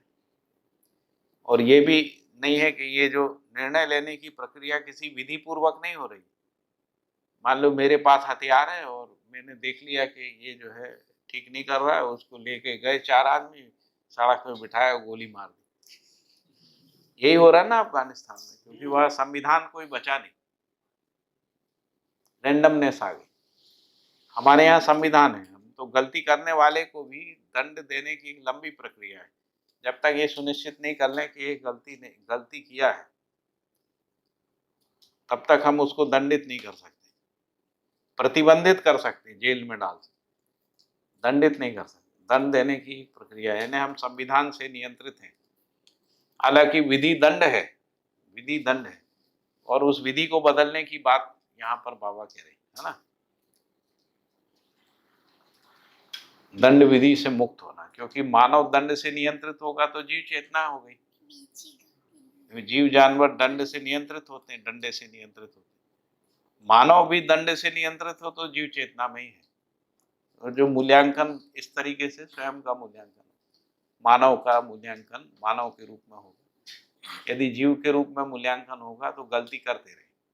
यदि हम दंड विधि से नियंत्रित करने की परंपरा को बनाए रखेंगे तो गलतियां होंगी, क्योंकि उस दंड को सुनिश्चित करने में गलती होगी। कैसे गलती होगी, प्रश्न होगा, गलती कैसे होगी। तो जैसे ह्यूमन राइट कह रहा है, जैसे कोई आदमी को भूख लगती, कोई परिवार भूखा है और वो चोरी कर लेता है, तो हमारी जो न्यायपालिका वो कहती है कि चोरी करा, तुमने अपराध किया, तुमको दंड मिलेगा, और हम उसको दंड दें।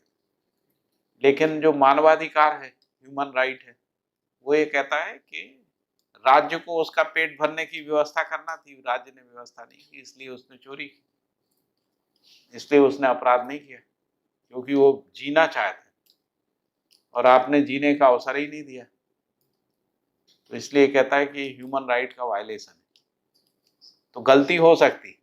अब जो मैंने कहा, हमने एक विधि व्यवस्था बनाई, उसमें भी गलती हो सकती। हमने उसको जीने का अवसर नहीं, वो जन्म हो गया, उसका जीने का अवसर हमने वातावरण समाज में पैदा नहीं किया, तो वो गलती कर सकता है। इस अर्थ में कह रहे हैं कि गलती हो सकती, ठीक है ना। तो गलती अपराध से मुक्त होना, स्वयं मूल्यांकन के लिए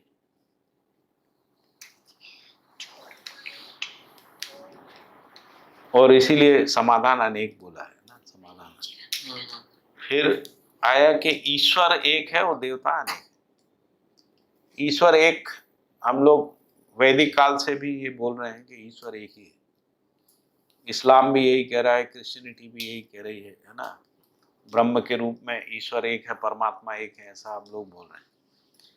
और बहुदेववाद बोलते हैं। बहुदेववाद यानी देवता अनेक हैं। हमारे यहाँ जो ब्रह्मा विष्णु महेश आदि जो जो कुछ भी अवधारणाएं हैं देवताओं के बारे में, 33 करोड़ देवता तक हैं, 33 कोटि के देवता, ऐसा तो वो अनेक हैं, देवता अनेक हैं और ईश्वर एक है।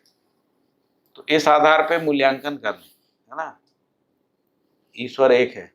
तो बाबा जी ने ईश्वर नाम की जो व्यापक वस्तु है उसको ईश्वर के रूप में प्रतिपादित किया। वो एक ही है सबके लिए, है ना, पूरी मानव जाति के लिए वो एक ही है, उसमें कोई अंतर नहीं है, वो सबके लिए एक जैसी है। उसमें किसी भी प्रकार का कोई परिवर्तन नहीं है, किसी भी काल में कोई परिवर्तन सिद्ध नहीं होता। उस अर्थ में, है ना, उसकी नित्यता को, है ना, उसके व्यापकत्व को, है ना, पहचाना। और देवता अनेक हैं। देवता का मतलब है कि जो मानवीयतापूर्ण आचरण से ज्यादा दया कृपा करुणा पूर्वक जी रहे हैं, उदारता दया कृपा करुणा पूर्वक मानव जाति के साथ जी रहे हैं, दूसरों को मानव बनाने में अपनी शक्तियों का नियोजन कर रहे हैं, वो देव है ना। जब तक वो मानव के शरीर में है, देव मानव है, मानव के शरीर में नहीं है तो देव आत्मा है ना, देव आत्मा है। जब शरीर में नहीं है देव आत्मा है, जब मानव के शरीर में है तो देव मानव है। ऐसे ही दिव्य मानव है, वो दिव्य आत्मा है। ठीक है। इसमें भैया ये जो लिखा है ना, स्वयं का मूल्यांकन करने के लिए स्वयं सिद्ध मूलभूत आधार हृदयंगम करना होगा। हाँ, तो मतलब ये क्या कहने की कोशिश कर रहे हैं, जैसे स्वयं सिद्ध मूलभूत आधार क्यों कह रहे हैं इसको? क्योंकि ये बाबा जी ने सिद्ध किया। एक व्यक्ति ने इसको जांच के देख लिया, इसलिए स्वयं सिद्ध बोल। हाँ, स्वयं मतलब वो अपनी बात कर रहे हैं कि स्वयं सिद्ध की आत्मा फिर की ऐसे बात मानव- कर। आत्मा, हाँ, कि मानव जाति की बात कर रहे स्वयं हैं। स्वयं का मतलब है जीवन में जो आत्मा है, आत्मा को, आत्मा की जो अनुभव है, आत्मा में जो अनुभव है वो सह अस्तित्व है। तो सह अस्तित्व का जो अनुभव है वो स्वयं सिद्ध, उस अनुभव की रोशनी में ये बात निकली है, चारों सूत्र निकले अनुभव की रोशनी में। अनुभव। मतलब जब स्वयं का मूल्यांकन करने के लिए स्वयं सिद्ध मूलभूत आधार हृदयंगम करना होगा, मतलब ये ऐसा स्टेटमेंट लग रहा है कि जैसे बाबा जी हमको कह रहे हैं जैसे हमारा खुद का मूल्यांकन करने के लिए हमारा यानी ये मानव आधार- का, हाँ, पहले मानव का, ऐसे मानव का मूल्यांकन करने के लिए हमें ये चीज तो अंदर मतलब स्पष्ट बैठानी होगी कि मानव जाति एक ही है, या तो मानव फिर जाति धर्म एक है, ईश्वर एक है, मतलब इतना तो प्रतिपादित करना होगा, उसके बाद आगे सब हो पाएगा। हाँ, उससे पहले तो नहीं। ऐसी बात हो रही है। तो स्वयं सिद्ध मूलभूत आधार वो थोड़ा मतलब कनेक्शन नहीं बैठे। स्वयं सिद्ध का मतलब है उन्होंने इसको जांच के देख लिया है साधना काल में। इसी का मीमांसा है, जो व्यवहार का मीमांसा है ना, इन्हीं चारों चीजों का मीमांसा है। इसको ऐसे भी देख सकते हैं कि जैसे हम जीवन विद्या परिचय में हम जाते हैं और जो भी मानना जानने की जो प्रक्रिया करते हैं, तो जब उसको हम चेक करते हैं तो उसमें एंड रिजल्ट यही आएगा, हर मानव जाति, और उसका हमको स्वीकृति होगा। उस एंगल से भी हम उसको देख सकते हैं कि स्वयं सिद्ध मूलभूत आधार के, तो हम जैसे भी जानने की प्रक्रिया करते हैं तो उसमें लास्ट में ये आंसर यही मूलभूत आधार हम सबके लिए आता है कि जैसे कि हर मानव धर्म एक है। तो हम प्रैक्टिकली जब देखने जाते हैं, हर मानव अपने अंदर देखने जाता है तो उसको सुख शांति समृद्धि की चाह है ही, वो हमको ऐसे उसका वो आधार एक मिलता ही है। उस एंगल से भी ये मानव परंपरा में ये अपेक्षा भी है। जब हम कहते हैं भूमि एक है और हम कहते हैं वसुधैव कुटुंबकम, जब हम मानव जाति एक कहते हैं तो एक कुटुंब की बात करते हैं ना, और जब हम भूमि एक की बात करते हैं तो हम पृथ्वी की अखंडता की बात करते हैं, अखंड मंगलाकारम, इस तरीके से बात करते हैं। फिर जब हम कहते हैं कि मानव धर्म एक है तो हम कहते हैं कि सभी धर्म का प्रयोजन एक ही, ऐसा हम लोग बोलते ही हैं, आकांक्षा के रूप में वही है, सर्वे भवन्तु सुखिनः, है ना, ऐसा सभी सुखी होना चाहिए।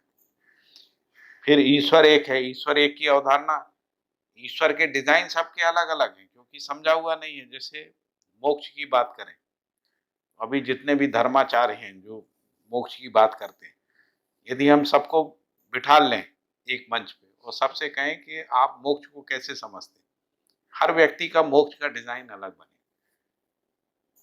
क्योंकि उसका जिया हुआ यथार्थ नहीं। अब इसमें सहमति भी नहीं बनेगी, क्योंकि हम कहेंगे मैं जैन हूं तो मैं कहूंगा जैन आगम ये कहते हैं, तो मैं तो जैन आगम को मानूंगा। बौद्ध वाला कहेगा बौद्ध आगम ये कहते हैं, तो बौद्ध आगम में जो मोक्ष का परिभाषा है वो उस जगह पे जाएगा। फिर कहेंगे वेदांत ये कहता है, वेद ये कहते हैं। उन तीनों में एक जैसी बात हो तो अपन कह सकते हैं कि चलो एक चीज को पहचान लिया कि भाई मोक्ष का मतलब ये होता है। इसलिए मोक्ष डिफाइन नहीं हो पाएगा यदि आगम के आधार पे जाएंगे। हैं? हाँ, अब वो भी प्रश्न है, जैसे वो सभी अलग अलग जगह अलग अलग है।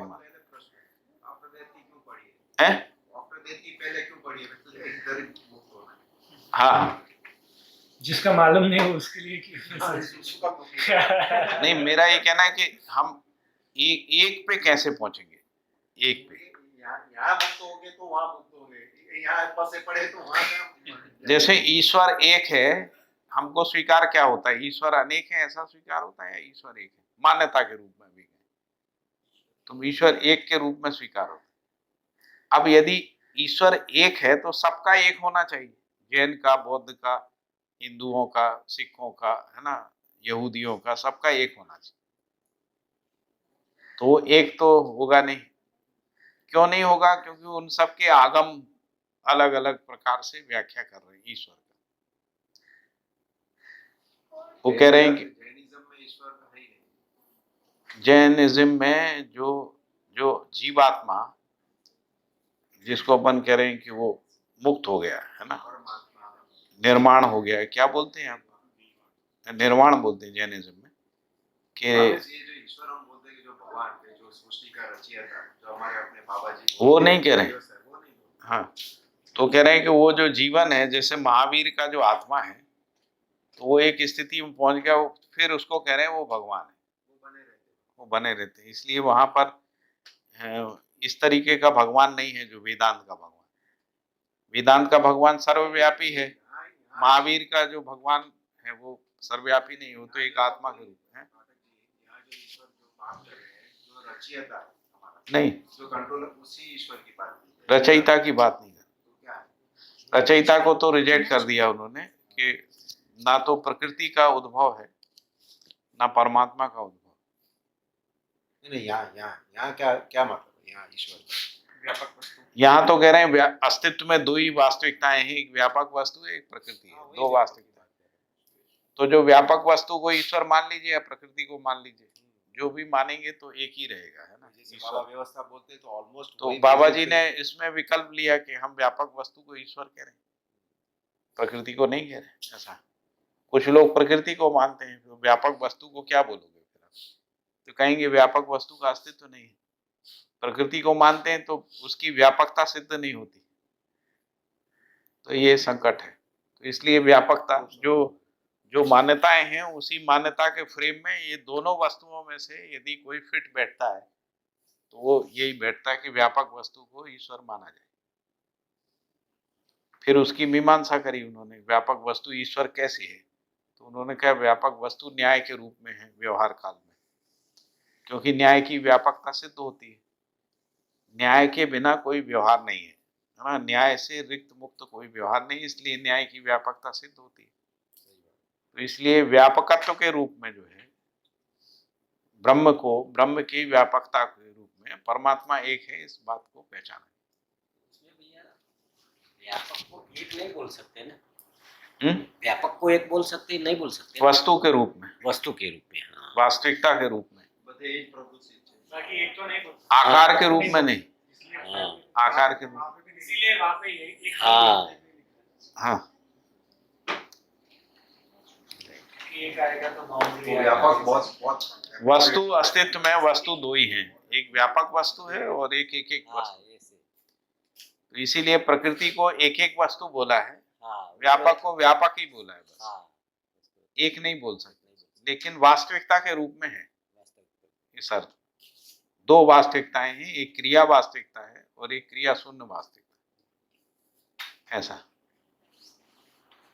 और तीसरा जो यदि कोई है तो इन दोनों के सह अस्तित्व के रूप में वास्तविकता है। सह अस्तित्व भी एक वास्तविकता है ना। सह अस्तित्व का मतलब व्यापक वस्तु क्रिया के अंदर पारगामी है, इस अर्थ में वास्तविकता है। तो इसीलिए उन्होंने इसको सत्य बोला है, व्यापक वस्तु सत्य है और परम सत्य सह अस्तित्व है। परम सत्य इसलिए है क्योंकि व्यापक वस्तु और क्रिया का यानी प्रकृति का नित्य सह अस्तित्व है। उस अर्थ में उन्होंने कहा कि ये परम सत्य है। ठीक है, ये समझ में आ रहा है? ठीक। फिर लिखा है एक प्रत्येक मानव मात्र को एक इकाई के रूप में जाने, उसके साथ तदनुसार निर्वाह कर सके, ऐसी क्षमता, योग्यता, पात्रता, सहज विकास के लिए मूल्यांकन क्यों करना है उसका उन्होंने लक्ष्य निर्धारित किया है। तो पहला जो किया है कि प्रत्येक मानव दूसरे को मानव के रूप में स्वीकारे। अभी हम मानव के रूप में स्वीकार नहीं, अभी हम लोग किस रूप में स्वीकार रहे हैं?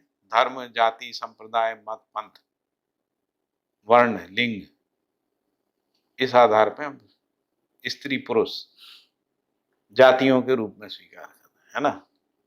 मानव के रूप में स्वीकार नहीं कर रहे। तो ये भैया मतलब जैसे ऊपर 4 आधार है हाँ, कि मूल्यांकन किस आधार पे करना है और नीचे मूल्यांकन क्यों करना है, हाँ, उसको स्पष्ट किया। उसको स्पष्ट किया है नीचे।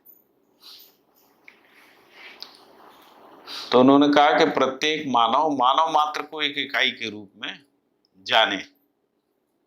अब यहाँ एक इंडिविजुअल की बात कर रहे हैं कि एक इंडिविजुअल सभी को मानव के रूप में स्वीकार करे, है ना। मानव मात्र यानी सर्व मानव को एक इकाई के रूप में। सर्व मानव एक इकाई है। जैसे हम लोग अवस्था कह रहे हैं ना, प्राणावस्था, तो सभी प्रकार की वनस्पतियां जो हैं वो एक इकाई, तभी तो एक अवस्था बनेगी। सभी प्रकार के जीव जंतु एक इकाई है। इसी प्रकार से सर्व मानव एक इकाई है।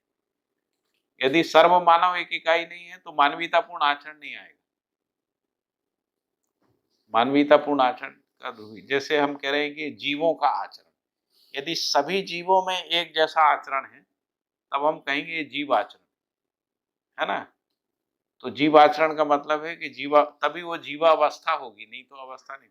मान लीजिए जीवों में 10 प्रकार का आचरण है अलग अलग, तो फिर जीवावस्था है ये सिद्ध नहीं होगा, है ना। फिर कहेंगे कि जीवावस्था में 10 प्रकार का आचरण होता है। तो जीवावस्था का जब जीव आचरण बोल रहे हैं तो वो कॉमन आचरण है जो सभी जीवों में है, उसी के आधार पे उसका अवस्था निश्चित है। जो भी आचरण है, अभी अपन इसकी बात करेंगे, इसमें आया है पूरा जी, है ना। मानवीय आचरण, जीवावस्था का आचरण, पदार्थावस्था का आचरण, ये सब प्रकृति सृष्टि दर्शन में अपन पढ़ेंगे, है ना। तो वैसे ही मानवीयतापूर्ण आचरण तभी होगा जो मानव में वो आचरण कॉमन होगा, सब सर्व मानव में। यदि एक नस्ल का आचरण, एक जाति का आचरण, एक वर्ग का आचरण, एक वर्ण का आचरण अलग अलग, मान लीजिए स्त्री पुरुष का आचरण अलग अलग, तो स्त्री पुरुष एक हो ही नहीं पाएंगे। फिर हम ये कहेंगे कि 2 प्रजाति हैं, एक स्त्री प्रजाति, एक पुरुष प्रजाति, फिर वो मानव नहीं है ना। 2 प्रजातियां हो गई, है ना। और यदि 2 प्रजाति हो जाएंगी तो फिर मानवीयतापूर्ण आचरण के रूप में नहीं होगा, वो पुरुष का आचरण होगा, स्त्री का आचरण होगा, ऐसा हो जाएगा। तो स्त्री पुरुष में आचरण कॉमन है, ऐसा पहचान पाना, उसके लिए मूल्यांकन जरूरी है। ब्रेक कर दे। ठीक है, ये 2-3 लाइन है, इसको पूरा कर, ज्यादा है नहीं, लाइनें नहीं है, बस 7 लाइनें हैं। तो वो थोड़ा धीरे ही करते हैं, धीरे ही कर रहे, चलो ठीक है। जल्दबाजी में कुछ नहीं करना है, बढ़िया रहता है। हाँ।